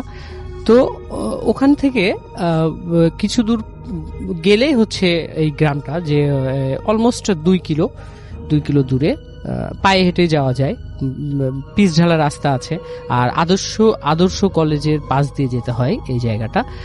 তো ওই 7 জন ভাগী যারা ছিলেন তারা অলমোস্ট একটা সুন্দর দেখে একটা গরু কিনেছিলেন, কিন্তু 7 জন ভাগীর মধ্যে একজনের সাথে তার ছোট্ট একটা 4 থেকে 5 বছর বয়সী একটা বাচ্চা ছিল। আচ্ছা, উনার সাথে গেছিল, গরু কিনবে, বাবা গরু কিনবে, আমরাও দেখতে যাব এই ভেবে হচ্ছে ওই ছেলেটাকে নিয়ে আসে উনি। তো অ্যাজ ইউজুয়াল উনি হচ্ছে গরু কিনে, ওনারা সবাই মিলে গরু একটা সুন্দর দেখে একটা গরু কিনে নিয়ে আসার পরে যখন তারা আস্তে আস্তে আস্তে আস্তে অলমোস্ট 1 কিলো রাস্তা পার হয়ে গেছে, যখন আদর্শ কলেজের যে জায়গাটা ক্রস করে, ওই জায়গাটা কিন্তু অনেকটা ফাঁকা শুনশান জায়গা। এক পাশে হচ্ছে ক্যানেল আছে, আর এক পাশে হচ্ছে কুসুর মানে আখ ক্ষেত যেটাকে আমরা বলি। তো এই আক্ষেতে পাশ দিয়ে রাস্তাটা, তো যাওয়ার সময় গরুটা হঠাৎ করে একটা বিরূপ ধরনের আচরণ করতে লাগে। মানে এতক্ষণ গরুটা খুব ভালোভাবে আসছিল, এরপরে কি হলো যে গরুটা খুব মানে লাফালাফি শুরু করলো। মানে অনেক বড় গরু ছিল, সো সবাই মিলে দড়ি টানা দিয়ে ধরে গরুটাকে কষ্ট করে নিয়ে আসে।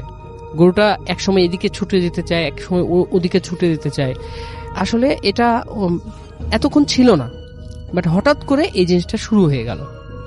ঠিক আছে, মানে ওই যে বাচ্চাটা ঘুরছে ফিরছে, কিন্তু গরুটা হচ্ছে খুব লাফালাফি শুরু করেছে, গরুটার ওই জায়গায় থাকবে না এরকম, বা ওই রাস্তা দিয়ে যাবে না।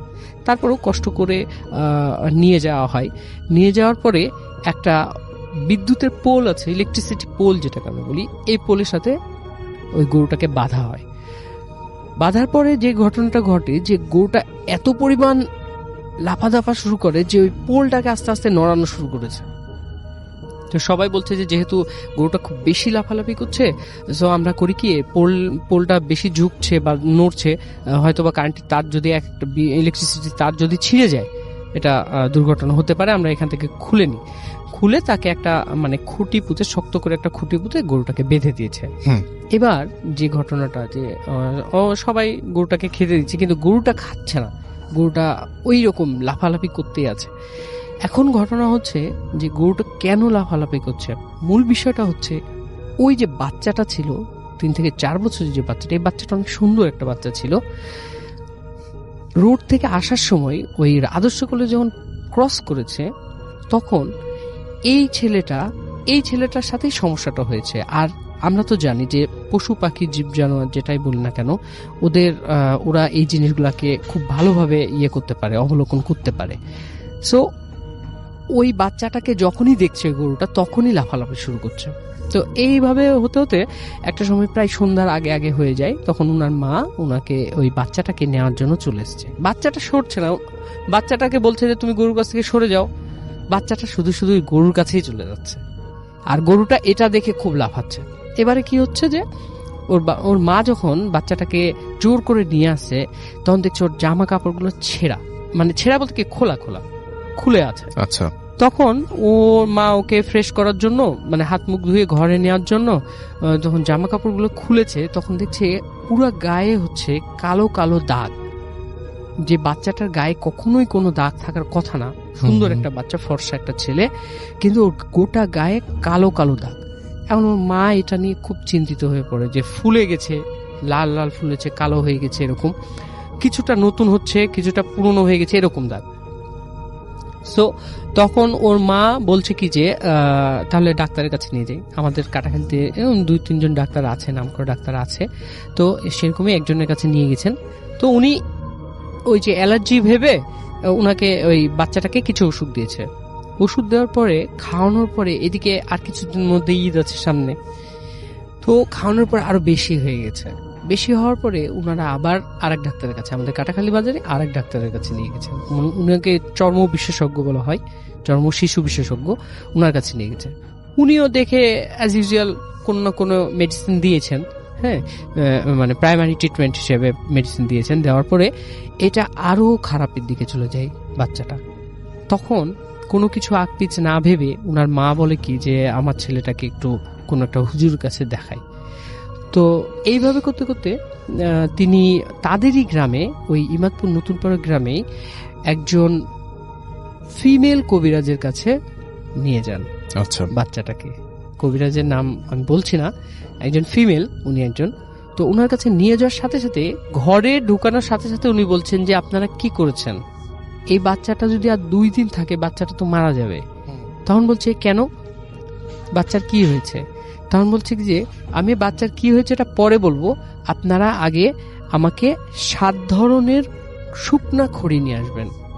আই মিন 7 ধরনের বলতে 7টা খড়ি, 7টা গাছের, যেমন আম গাছ হতে পারে, জাম গাছ হতে পারে, কাঁঠাল গাছ হতে পারে, এগুলো না খড়ি হয়, মানে খড়ি বলতে লাকড়ি যেটাকে পুড়ায় আমরা, এই লাকড়ি কিন্তু 7 ধরনের হতে হবে। এই 7 ধরনের শুকনা লাকড়ি আমার কাছে নিয়ে আসেন। তো নিয়ে আসার পরে উনি বলছে কি যে এই শুকনা লাকড়িগুলো আমি পড়ে দিচ্ছি, এই লাকড়িগুলা তিন রাস্তার মাঝখানে, তিন রাস্তার মাথা যেখানে তিনটা রাস্তা একসাথে, ওই জায়গায় নিয়ে যে ছেলেটাকে বসায়, ছেলেটার সামনে এই লাকড়িগুলো পুড়াই ফেলবে। আর সাথে কিছু মানে প্রিয়জন যারা, মানে আত্মীয় স্বজন যারা ওই বাচ্চাকে যারা খুব ভালোবাসেন বা বাচ্চার যাদেরকে খুব ভালোবাসে তারা থাকবেন। ঠিক আছে, দেন ওই বাচ্চাকে নিয়ে ওর মা, ওর বাবা আর যে কজন আছে ওদের পরিচিত ওখানে গেছে। যাওয়ার পরে ওই লাকড়িগুলোতে আগুন ধরাই দিয়েছে। যখন আগুন ধরাই দিয়েছে আর পাশে ওই বাচ্চাটাকে নিয়ে যখন আগুন ধরাই দিয়েছে, তখন দেখছে কি ওই বাচ্চার শরীর থেকে একটা কালো ছায়া, কাইন্ড অফ ব্ল্যাক শেড, এটা হচ্ছে আস্তে আস্তে বের হয়ে যাচ্ছে ওই বাচ্চার শরীর থেকে। বাচ্চার শরীর থেকে যখন বের হয়ে যাচ্ছে, এটা সবাই দেখছে ওই জায়গায় যে বাচ্চার শরীর থেকে একটা কালো ছায়া বের হয়ে যাচ্ছে। কিন্তু সবচেয়ে আশ্চর্যের বিষয় যেটা, যে বাচ্চাটা দেখছে ওই ছায়াটাকে দেখছে কখনো ছাগল, কখনো গরু, কখনো বাদর। বলছে যে মামা দেখো একটা বাদর চলে যাচ্ছে, মামা দেখো একটা কালো ছাগল চলে যাচ্ছে, একটা গরু চলে যাচ্ছে। বাচ্চাটা এটা দেখছে, বাট যারা পাশে আছে, আত্মীয় স্বজন যারা আছে, প্রিয়জন যারা আছে, ওরা দেখছে যে বাচ্চাটার গা থেকে একটা কালো ছায়া বের হয়ে চলে যাচ্ছে। যেন একটা ডিস্টেন্সে চলে গেল, একটা সুনির্দিষ্ট ডিস্টেন্সে যাওয়ার পরেই ব্ল্যাক শেপটা আস্তে আস্তে মিলাই গেল। মিলে যাওয়ার সাথে সাথে ওই বাচ্চার শরীরে যতগুলো দাগ ছিল, ওখানে ওই বাচ্চার যতজন আত্মীয় স্বজন ছিল, এরা সবাই এই জিনিসটা দেখছে যে ওই বাচ্চাটার শরীর থেকে সব দাগগুলো অ্যাট এ টাইম চলে গেল, মিলাই গেল, ভ্যানিশ হয়ে গেল একেবারে। তারপরে যখন ওনারা সবাই ওই হুজুরে মানে ওই কবিরাজের কাছে আসেন, ওনারা বলছিলেন যে এটা তেমন মানে খুব বড় ধরনের জিন না, এটা ছোট ধরনের জিন। ছোট ধরনের জিন বলতে কিছু কিছু খুব খারাপ জিন আছে না, আবার কিছু কিছু জিন আছে বাচ্চাদেরকে খুব বেশি পছন্দ করে, এরকমই টাইপের। উনি আসছিল যে আপনার ছেলেকে নিয়ে খেলা করার জন্য বা আপনার ছেলেকে নিয়ে মানে মজা করার জন্য এরকম।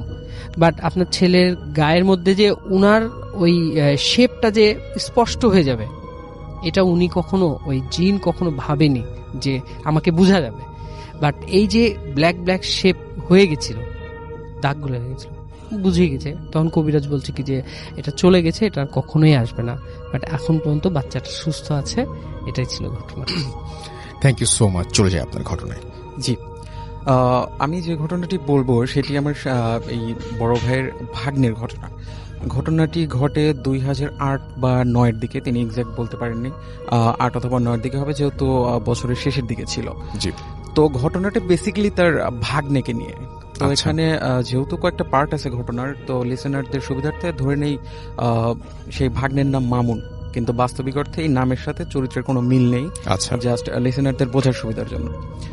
তো মামুনের ক্লাস 7-এ পরীক্ষা শেষ হলে সে নানার বাড়িতে বেড়াতে আসে, মানে আমার সেই ভাইয়ের বাড়িতে বেড়াতে আসে। তার নানা বাড়িতে তার একটাই বোন ঢাকাতে থাকে। তো আসার পরে যেটা হয়, ছোট মানুষ গ্রামে শহরে থাকে, আবদ্ধ পরিবেশে, গ্রামে এসে ছোটাছুটি ঘোরাঘুরি ভালোই লাগে তার। বাড়ির আশেপাশে প্রতিবেশীর অনেক ছোট ছেলে পেলে থাকে। তো হঠাৎ করে একদিন মামুন সচরাচর আমার সেই বড় ভাইয়ের সাথেই ঘুমায়। তো একদিন ঘুমিয়ে আছে, হঠাৎ করে আমার সেই বড় ভাই ঘুম থেকে জেগে দেখে যে মামুন তাদের বাসার মানে রুমের বেলকানির সামনে দাঁড়িয়ে আছে। তাদের বাসাটা দোতলা ছিল এবং একদম যেহেতু গ্রামে ধানি জমির সাথে একদম। তো দেখে মামুন বেলকানির সামনে দাঁড়িয়ে আছে। তো যে বলছে, কেন ভাগ্নে তুমি এখানে দাঁড়িয়ে আছো কেন, ঘুমাও নাই? তখন বলছে, আচ্ছা মামা, তোমাদের এখানে কি শহরের মতো নাইট গার্ড আছে? তো বলছে, না, এখানে তো কোনো নাইট গার্ড নাই, তুমি নাইট গার্ড পাও কোথা থেকে? দেখো ওইখানে তাকায় দেখো একটা লোক দাঁড়িয়ে আছে। তো কই, আমার ভাই বলছে, কই আমি তো দেখি না, যত সব ঘুম বাদ দিয়ে তোমার বাহানা, আসো ঘুমাতে আসো। আমার ভাই হয়তো ভাবছে ছোট মানুষ, হয়তো কোনো কিছু তার গ্রামে এসে তার কৌতূহল মিটছে না। তো এর কিছুদিন পরে সেই বড় ভাই একটা জিনিস নোটিস করে যে মামুন যখন ঘুমায়, বা মানে আমার সেই ভাই যখন ঘুম থেকে ওঠে, দেখে তিনি ঠিক আছেন, কিন্তু মামুন মনে হচ্ছে তার উল্টে গেছে। অর্থাৎ আমার সেই বড় ভাইয়ের মুখের কাছে মামুনের পা এবং আমার এই বড় ভাইয়ের পায়ের কাছে মামুনের মুখ। তো বলে যে তুমি এমন করে ঘুমাও কেন? হয়তো ভাবছে যে শহরে থাকে, ঘুমের কোনো হয়তো সমস্যা থাকতেই পারে, অনেকের সমস্যাই থাকে। তো কিন্তু মামুনের প্রতি রাতে এই বেলকনির সামনে ওই লোকের দেখাটা চলতেই থাকে। ওকে এত নিষেধ করা হয়, এত কিছু করা হয়, ও শুনেই না। তো এরকম দিন যাচ্ছে। তো সবাই একটা বিষয় নোটিস করে যে যখন মাগরিবের আজান দেয় মামুনের মধ্যে কিছু চেঞ্জ আসা শুরু করে। ও খেতে চায় না রাতে, মানে কান্নাকাটি করে, মাঝে মাঝে খুব রেগে গেলে বকাবকি করে, যেটা আমার ভাই থেকে যেরকম শুনছি। তোকে অনেক বোঝানো হয়, হয়তো ভাবছে যে মা বাবা থেকে হয়তো কয়েকদিন দূরে আছে, একটু সমস্যা হচ্ছে। কিন্তু সবাই একটা বিষয় নোটিস করে, তার সমস্যা মাগরিবের আজানের পরে হয়। তো আস্তে আস্তে এরকম সমস্যা হচ্ছে। তো সবাই ভাবছে এখন কি হলো, মানে খাওয়া দাওয়া ঠিক মতো করে না, মানে শরীরে অরুচির জন্যই হয়েছে কিনা। তো একদিন বাসায় কেউ নেই, আমার মানে মামুনের নানি, আমার মানে সেই বড় ভাইয়ের মা আছে ওখানে। তো নিচতলায় যেহেতু তারা গ্রামের পরিবেশে ধান টান হয়তো নাড়াচাড়া করছে। তো এমন সময় মামুন কে একটা মানে তাদের বাড়িতে একটা হুজুর টাইপের একজন আসেন। তো উনি দেখেই মামুনের নানিকে বলেন যে আচ্ছা এই ছেলেটার কি কোনো সমস্যা মা? তো বলছে হ্যাঁ, আমার নাতি এরকম করে, মাগরিবের আজান দিলেই দেখেন বাবা এরকম শুরু করে, কি করা যায়, একটু দোয়া টোয়া করে দেন। তো বলছে আসলে দেখ এখন তোর সময় খারাপ, বাচ্চা মানুষ, এর দিকে নজর লাগছে। তো বলছে নজর কেমন? বলছে ও তুই বুঝবি না, যদি সারাতে চাস একটু কষ্ট করতে হবে। বলছে কি কষ্ট? আচ্ছা। বলছে কিছু না, আপনার নাতির একটু হাতের একটু রক্ত লাগবে কয়েক ফোঁটা। তো বলছে যে ছোট মানুষ রক্ত লাগবে। বলছে না সমস্যা নেই, 2-1 ফোঁটা এটা কোনো বিষয় না, ও ঠিক হয়ে যাবে, যেহেতু ওর উপর একটা বদজিনের আসর পড়ছে, ওর চিকিৎসা করতে হবে। তো যথারীতি সরল মনা বুঝে তার নানি এই কাজটা করে। তো এই ঘটনার কিছুদিন পর থেকে মামুনের মধ্যে আর বেশি মানে চেঞ্জ আসে। সে একদম কারোর সাথে কথা বলে না, খেতে চায় না, খাওয়াতে হলেও জোর করে খাওয়াতে হয়। তো ওর নানি একটা জিনিস নোটিস করে, যেহেতু তাদের বাড়িতে মেম্বার কম, দেখে যে সকালবেলা মামুনের নানা হয়তো মাছ বা মাংস কোনো কিছু নিয়ে আসছে, যেহেতু গ্রামের পরিবেশে দেখে মামুন মানে মাছ বা মাংস কোটার পরে যে উচ্ছিষ্ট অংশগুলো থাকে, মাছের আইস বা মুরগির নাড়ি ভুড়ি, ওইগুলো মামুন খাচ্ছে। আচ্ছা। তো এটা তো স্বাভাবিক না, এটা তখন সবাই দেখে এটা তো পুরোপুরি অস্বাভাবিক। এটা কিভাবে খাওয়া সম্ভব এই বাচ্চার? একদম ছোট না সে, একেবারেই সম্ভব। হ্যাঁ, একেবারেই সম্ভব না।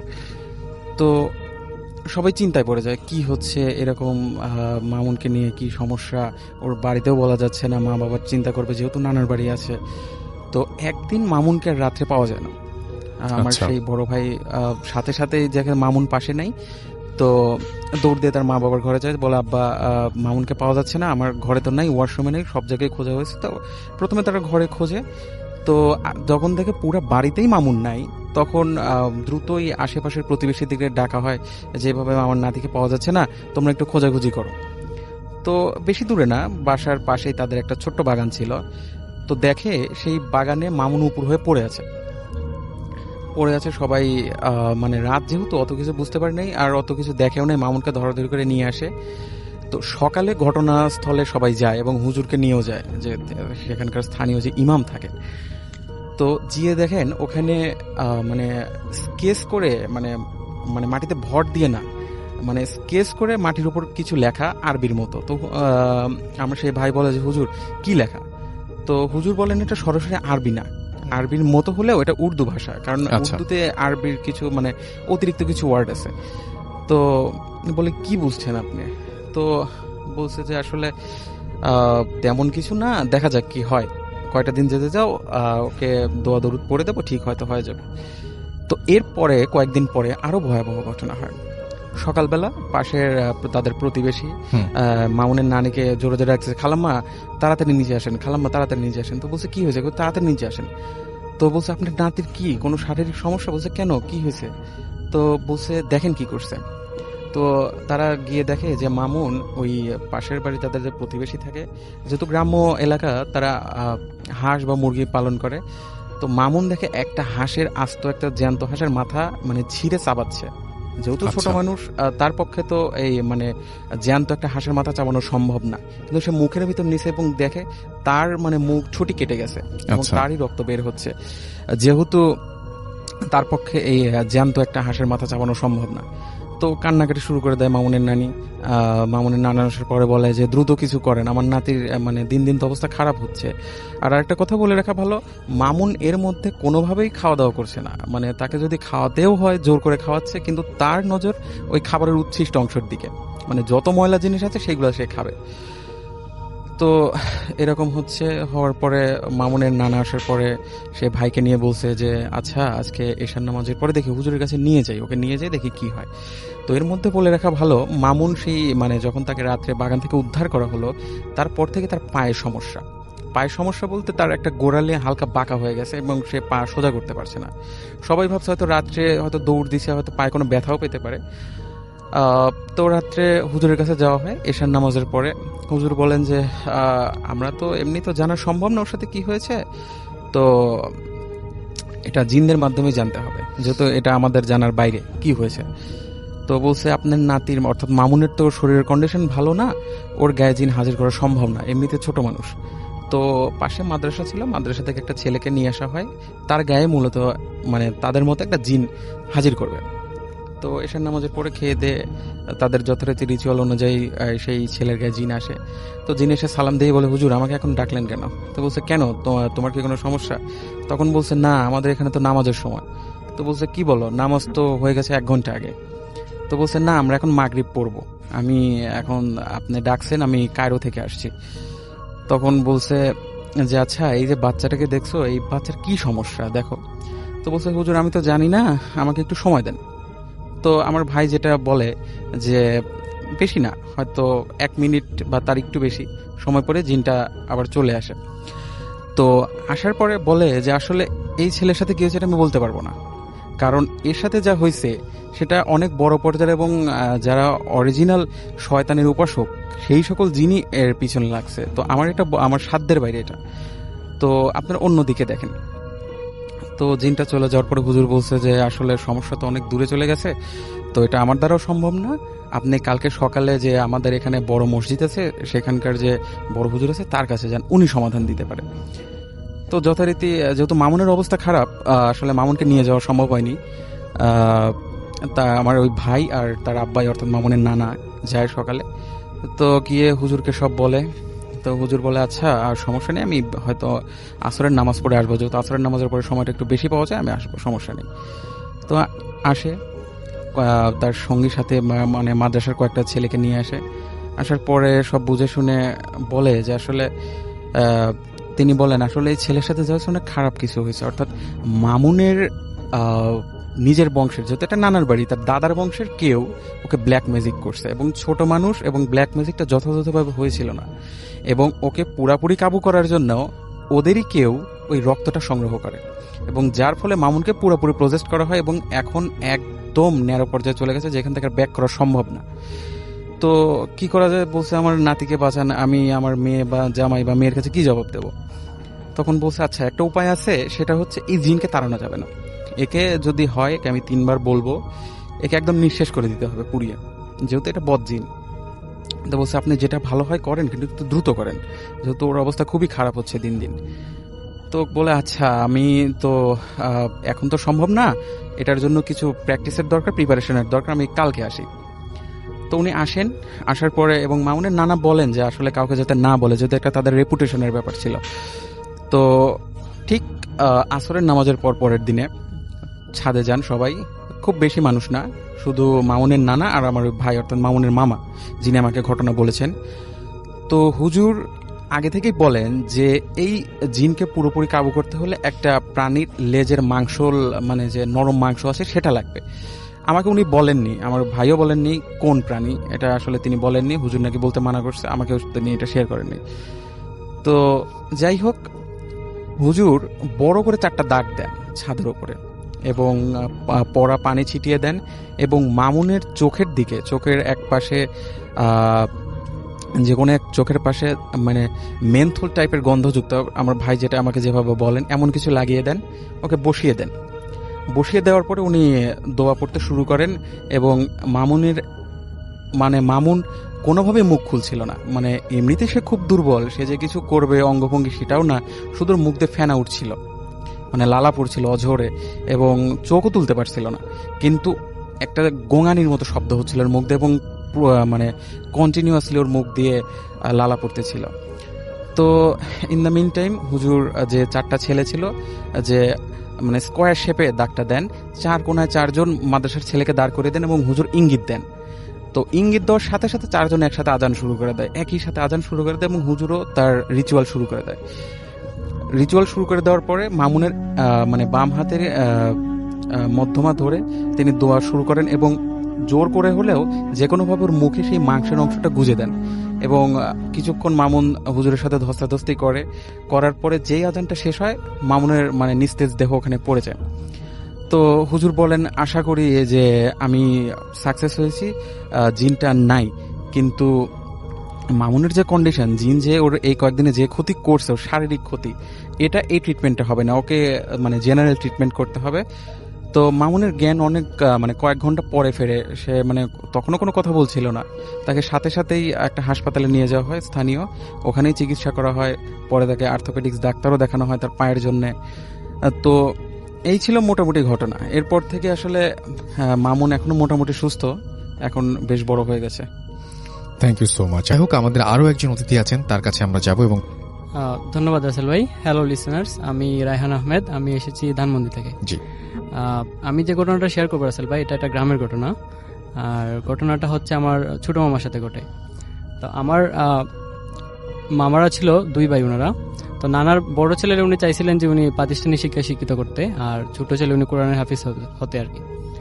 তো রাসেল ভাই বলে রাখা ভালো, অনেকেই আছে যে এরকম হয়তো শুনেছেন কিনা জানি না, যে যারা কোরআনের হাফেজ মানে হতে চায়, যার জন্য মাদ্রাসায় পড়ছে, তাদের অনেকেই একটা সময়ে মানে মস্তিষ্ক বিকৃতির একটা ব্যাপার ঘটে। কিছু একটা সময়ে তারা মানে পড়াশোনা বন্ধ হয়ে যায়, তারা পড়াশোনা করতে পারে না, এরকম হয় তাদের সাথে। ঘটনাটা শুনি। হ্যাঁ, এটা গ্রামের মুরব্বীরা বলে জিনে আছর করে আর কি, যে ব্যাপার কারণে এরকম হয়। তো ঘটনাটা আসলে ওনার সাথে যেটা ঘটেছে, উনি একদিন উনি চঞ্চল প্রকৃতির ছিলেন, তো খেলাধুলা করতেন বেশি, ওই আপনার কোরআনের পড়া এগুলো ওনার ভালো লাগতো না আর কি।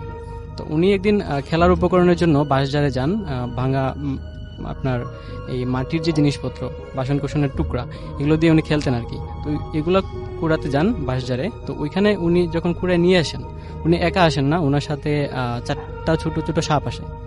এই সাপগুলা বাড়িতে এসে ওনার যে ছোট বোন, উনি বারান্দা খেলতেছিল, ওরে সার্কেল করে সাপগুলা ফোনা তুলে আছে।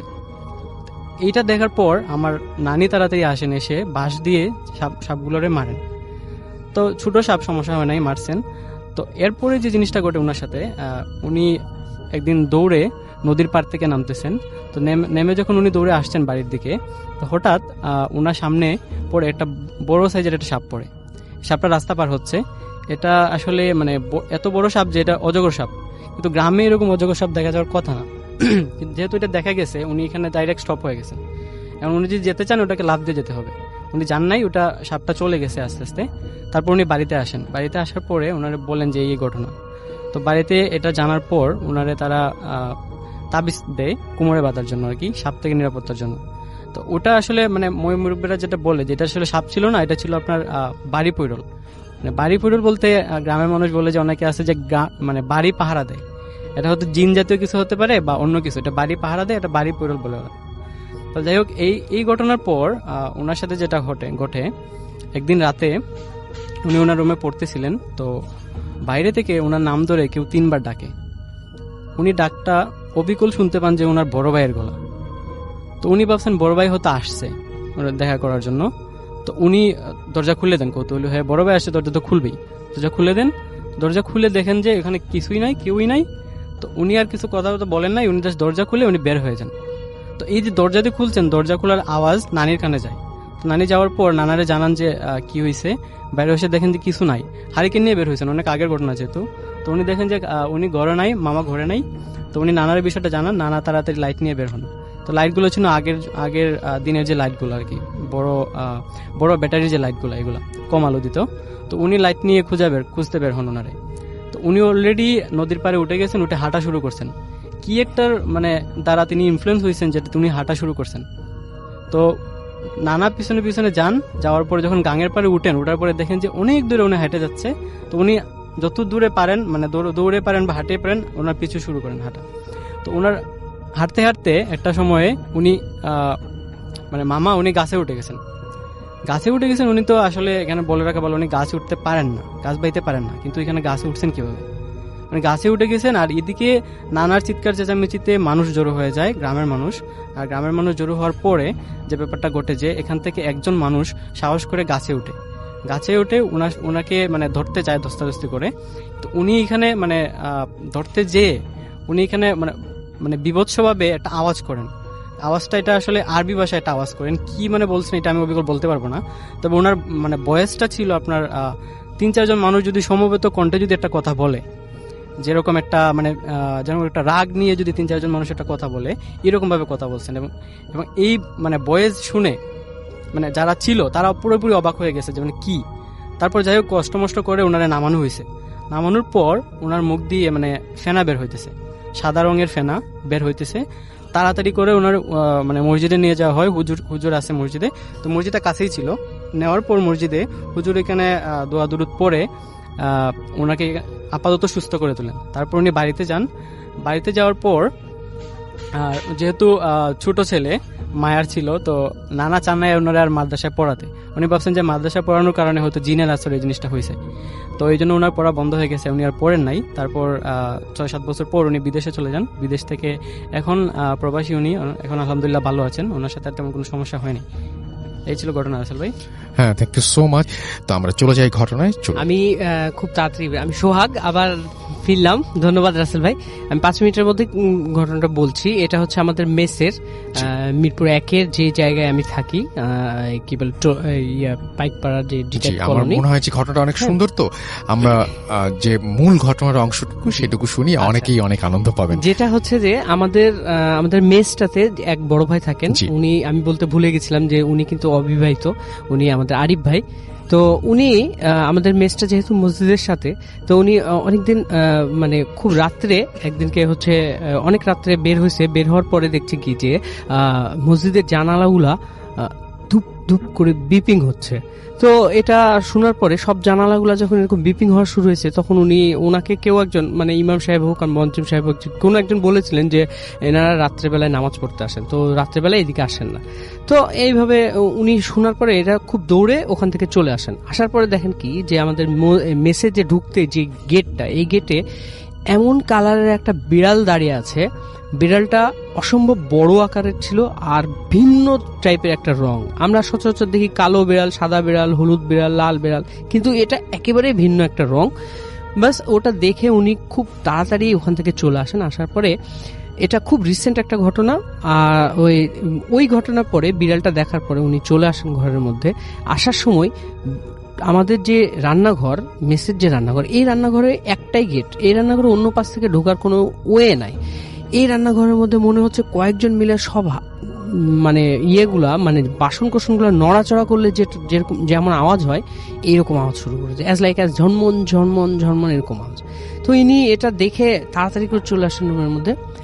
জাস্ট এই মানে লাস্ট ইলেকশন ডেট, মানে 30 তারিখে উনি ভোটের কাজের জন্য উত্তরায় একটা ইয়ে পান, পোস্টে ওনাকে নিয়োগ দেওয়া হয়। তো কাজ শেষে 30 তারিখ রাত্রে উনি চলে আসেন। আসার পরে যেহেতু মেস ফাঁকা, মেসে কেউ নাই, ওনার রুমেও চারজন থাকতো, সবাই চলে গেছে। তো আরিফ ভাই একাই শুয়ে আছে।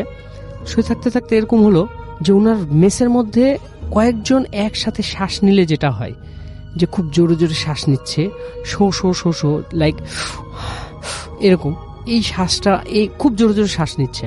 এখন আরিফ ভাই এটা মানে যখন নোটিস করার পরে উনি হচ্ছে, ওনার কাছে সবসময় গ্যাস লাইট থাকে বালিশের নিচে, উনি গ্যাস লাইটটা করেছে। এই জিনিসটা অন করার সাথে সাথে দেখছে কি এই আওয়াজটা নাই। তখন উনি ভাবছে যে আমার মনে হয় ভুল। দেন আবার করেছে কি যে আরিফ ভাই গ্যাস লাইটটা অফ করে শুয়ে পড়েছে। এবার কি যে তার মাথা সোজাসুজি যে বিছানা আছে, ওই বিছানায় দেখছে কি যে ওই আওয়াজটা শুরু হয়েছে। এবার আরিফ ভাই কি করেছে, ওই ইয়েটা নিয়ে জ্বালাইছে, জ্বালানোর পরে লাইট জ্বালাইছে, মানে গ্যাস লাইটটা প্রথমে জ্বালাইছে, জ্বালানোর পরে লাইট জ্বালাইছে, তারপরে দেখছে কি আর কোনো ইয়ে নাই। যখন লাইট অফ করে আবার শুয়েছে, এবার দেখছে প্রত্যেকটা বিছানায় বা ওই রুমের মধ্যে এরকম হাঁটা চলা শুরু হয়ে গেছে, যে 3-4 জন হাঁটলে একটা রুমের মধ্যে যেরকম ধুপ ধাপ আওয়াজ হয়, এরকম হাঁটা চলা শুরু হয়ে গেছে। এখন আরিফ ভাই কি করবে? এখন আরিফ ভাই ভয়ে করেছে কি লাইটটা অন করে ঘুমিয়ে গেছে। পরের দিন রাত্রে কি হয়েছে যে পরের দিন রাত্রে আরিফ ভাই আবার ঘুমে আছে। আরিফ ভাই সচরাচর ডান কাতে ঘুমায়, উনি প্রায় আমি দেখি দরজা খোলা থাকলে দেখা যায় যে ডান কাতে ঘুমে আছে। সেই দিনকে রাত্রে কি হয়েছে যে আবার ওই রকম হাঁটা চলার আওয়াজ শোনা যাচ্ছে। আরিফ ভাই বলছে কি যে আমি শুনতে পাচ্ছি কিন্তু আমি কোনো কিছু বলছি না কাউকে, যে চুপ করে আছে, গ্যাস লাইটটা হাতে নিয়ে চুপ করে আছে।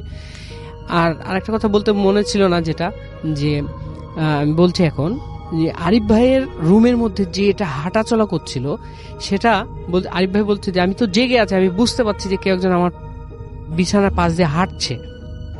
এরপরে কি হলো যে আমার বিছানার পাশে আমার পাশে বসলে যে জিনিসটা বোঝা যায় যে বিছানাটা একটু আওয়াজ করে, হ্যাঁ, একটা ফিলিংস মানুষের মধ্যে বোঝা যায়। এই ঘটনাটা ঘটছে। ঘটার পরে কি হয়েছে যে মানে আরিফ ভাই যখন গ্যাস লাইটটা হাতে নিয়েছে তখন দেখছে কি শুধু আরিফ ভাইয়ের বিছানা না, অন্যান্য বিছানাতেও বসেছে, অনেকেই বসছে।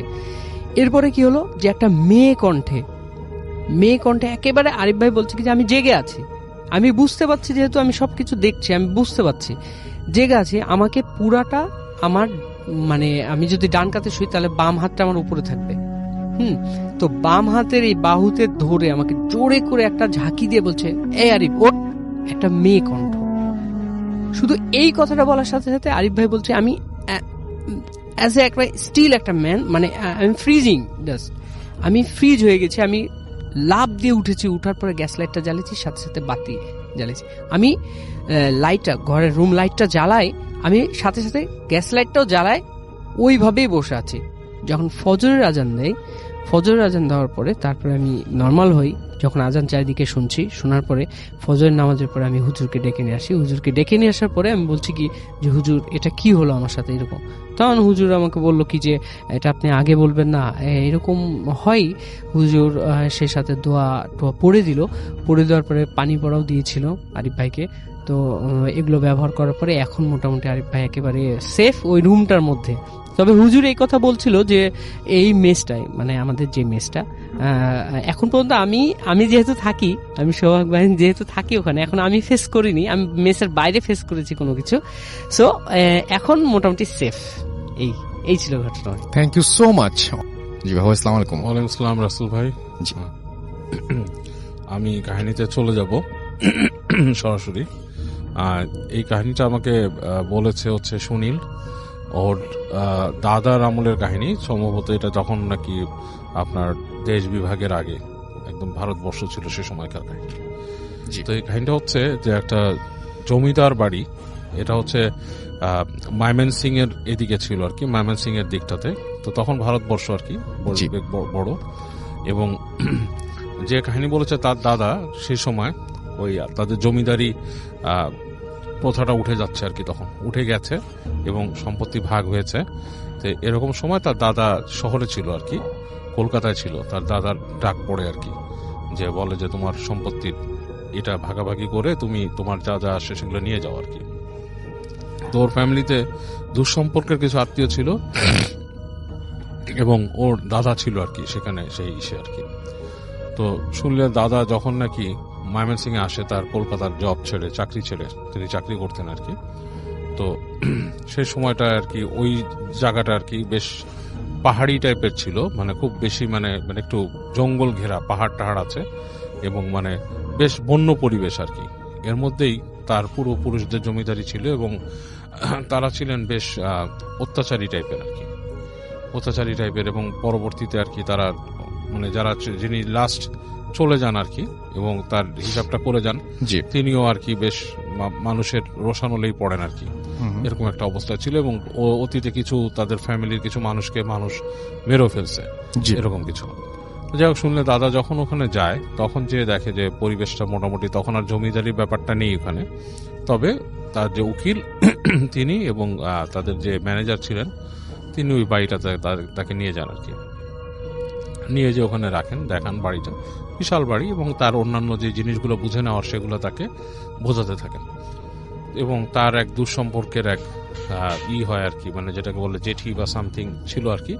তিনি তার সাথে সব কমিউনিকেশন অ্যান্ড সব কিছু মেনটেন করতেন, কারণ তারই নাকি আরও কিছু মানে ওনার দাদার যে জেঠি আর কি, তারই নাকি আরও কিছু মানে প্রাপ্য ছিল কিছু অংশে কি হিসাব কিতাবে আর কি। যাই হোক, তো ওনার সাথে ওনার কথাবার্তা বলা লাগে এসব ব্যাপারে।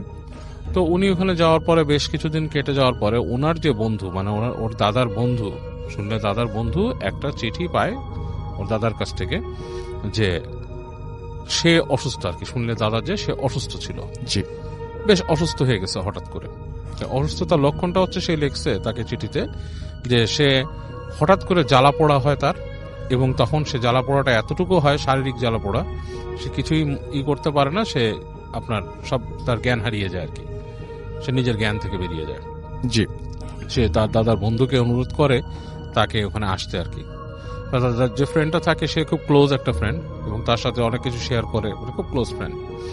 তো সে তখন ওখান থেকে ইংল্যান্ডে যাওয়ার জন্য রেডি হচ্ছিল আর কি, বিদেশে যাবে পড়তে সেই সময়। তো সেই সময় অনেকে আইন বিষয়ে পড়াশোনা করতে যেত আর কি এরকম। তো যাই হোক, তো ওই বন্ধু যখন নাকি এই চিঠি পায়, চিঠি পেয়ে তখন চিন্তা ভাবনা করে করে সে চলে আসে এদিকে বিভিন্নভাবে আর কি। তার আসার বর্ণনা নাই দিলাম, আসার বর্ণনা দিছিল, বাট সেটা আমি নাই দিলাম। জি। তো বিভিন্নভাবে চলে আসে। আসার পরে সে যে তার বন্ধুর সাথে দেখে, বন্ধুকে দেখতে পায় যে সে একটা রুমে শুয়ে আছে, বেশ আগের থেকে বেশ শুকায় টুকায় গেছে, চোখের নিচে কালি পড়ছে। তো বলে, কি রে তুই এখানে আসলি, তোর মানে আরো সম্পদ পাবি, এটা সেটা কিছু ভালো কিছুর জন্য আসছিস, তোর এই অবস্থা কেন, তুই এখানে বিছানায় পড়ে গেলি? তো বলে যে ফ্রেন্ড, আসলে জিনিসটা হচ্ছে অন্যরকম। আমি এখানে আসার পর থেকে যে জিনিসটা আমি দেখি, প্রথম দিকে আমি যেটা দেখতাম সেটা হচ্ছে রাত্রেবেলা আমাকে কেউ ডাকতো রুমের বাইরে, মানে রাত হয়ে গেলে যখন সবাই ঘুমায় যেত, ঘর বাড়ি অন্ধকার, তখন মনে হতো কেউ আমাকে ডাকতেছে নাম ধরে। তো নাম ধরে যখন ডাকতো, তা আমি আস্তে আস্তে প্রথম, মানে সে তার কাহিনী বলতেছে যে প্রথম যখন আমাকে নাম ধরে কেউ ডাকে, তখন আমি মনে করছি যে এই বাড়িতে আর কেউ আছে যে নাকি বয়সে বড় এবং নারী কণ্ঠ আর কি। তো আমার জেঠি বা জেঠির কোনো পরিচিত কেউ, কিন্তু ডাকটা এমন ভাবে দেবে কেন, ডাকটা একটু বিকৃত টাইপের, লাইক মানে মানুষ স্বাভাবিক গলায় ডাকলে যেরকম সেরকম না, সেরকম করে দরজায় একটা নক হতো এবং তাকে ডাক দিত। তো সে প্রথম দিনই ওখানে উঠে বলে যে কি ব্যাপার, কে, কোনো রেসপন্স পায় না। গেট খুলে বাইরে যায়, করিডোর দিয়ে নেমে যায় তাদের যে সিঁড়ি থাকে, সিঁড়ি দিয়ে হেঁটে নামে নিচে। নামার পর নিচতলাতেও দেখে কোনো শব্দ নাই, হুটহাট, মানে চারিদিক কেমন, মানে আপনার শুনশান নীরবতা, এবং মানে পুরো বাড়িটা মনে হচ্ছে খা খা করছে, কেউ নাই। তো প্রথম দিন এরকম সে দেখে উঠে আসে। এরপরে সে শব্দ শুনতে পায় তার জানলার নিচে, মনে হচ্ছে মানুষজন কথা বলছে। তো সে আপনার জানালার পর্দা সরায় নিচে উকি দেয়, উকি দিয়ে দেখে যে কিছু মানুষ মনে হচ্ছে যে আপনার ওখানে জটলা করছে। তো সে এটা দেখে, বাট কিউরিয়াসিটি মানে খুব একটা ফিল করে না। চিন্তা করে যে এখানে এখন কি করব, নিচে কে আলোচনা করতেছে, কি করতেছে, আমি তো এখানে ইউজ টু না। তো যেটার থেকে সে প্রথম অসুস্থ হয় সেটা হচ্ছে সে একদিন শুনতে পায় তার জেঠি, যে তার যে জেঠি যাকে ডাকছে বাইরে এসে, এবং 2-3 করে ডাকছে, এবং ডাকার পরে সে ওই ডাকে সাড়া দেয়, সাড়া দিয়ে আপনার আস্তে করে গেটের বাইরে আসে। এসে দেখে জেঠি ঠিক ওই গেটে না, বেশ দূরে দাঁড়িয়ে আছে। ওনার হাতে একটা লণ্ঠনের মতো উনি দাঁড়িয়ে আছে, ওনাকে আস্তে আস্তে ডাকে হাত দিয়ে, মানে কোনো কিছু দেখাবে এরকম কিছু। তো উনি পিছে পিছে যায়, যে সিঁড়ি দিয়ে নামে, সিঁড়ি দিয়ে নামার পর ওনাকে হেঁটে ওখানকার একটা দরজা আছে, সেই দরজাটা খুলে ভিতরে ডাকে।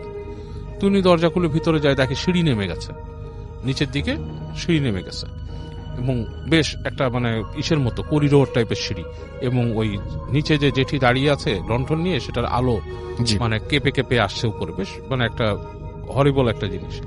তো উনি তারপরে কিছু চিন্তা করে উনি পেছনে পেছনে যায়। তো যাওয়ার পরে দেখে যে একটা দরজা, ওই দরজার সামনে তিনি যখন দাঁড়ায়, জেঠিও দাঁড়ায় আছে, এবং দেখে যে ওখানে যে একটা শব্দ আসছে লাইক ভেতর থেকে, লাইক হুম হুম, মানে বেশ একটা মানে বেশ গম্ভীর একটা গর্জনের মতো আসছে, লাইক কোনো প্রাণী যদি গজরাতে থাকে এরকম একটা শব্দ আসছে। তো উনি বেশ ভয় পেয়ে যায়, কারণ ওই বদ্ধ জায়গা থেকে যে গর্জনটা আসে ওনার কাছে বেশ ভয় লাগে। এবং এই পর্যায়ে দেখে ফট করে ওই আলো লণ্ঠন যে থাকে জেঠির হাতে, সেটা নিভে গেছে। আচ্ছা। তো উনি ডাকতে থাকে জেঠিমা জেঠিমা, এরকম করে ডাকে, দেখে কোনো সাড়া নেই, এবং ওই গর্জন যেটা হচ্ছে, গর্জনটা আরো লাউডার হচ্ছে ওই জায়গায়। আচ্ছা। উনি ব্যাক করে আসতে যায়, দেখে দরজা লাগানো, মানে যেই সিঁড়ির গোড়ায় যে দরজাটা সেটা লাগানো। তো উনি অনেক দরজা নক করে চিৎকার করে, মানে মানুষের নাম ধরে ডাকে, কেউ আসতেছে না, এবং এক পর্যায়ে গর্জনটা এমন ভাবে মানে ওনাকে এফেক্ট করে যে ওনার মনে হয় মাথার মধ্যে কিছু আসতেছে এবং মনে হচ্ছে যে কোন একটা ভয়ঙ্কর প্রাণী ওই সিঁড়িতে উঠে আসবে। তো ওই অবস্থায় উনি জ্ঞান হারায় ফেলে। জ্ঞান হারায়, তো ওনার কতক্ষণ জ্ঞান হারানো ছিল উনি জানে না, বাট ওনার যখন জ্ঞান ফেরে তখন দেখে যে উনি ওনাকে ঘাটে শোয়ানো, মানুষজন আশেপাশে আছে, জিজ্ঞেস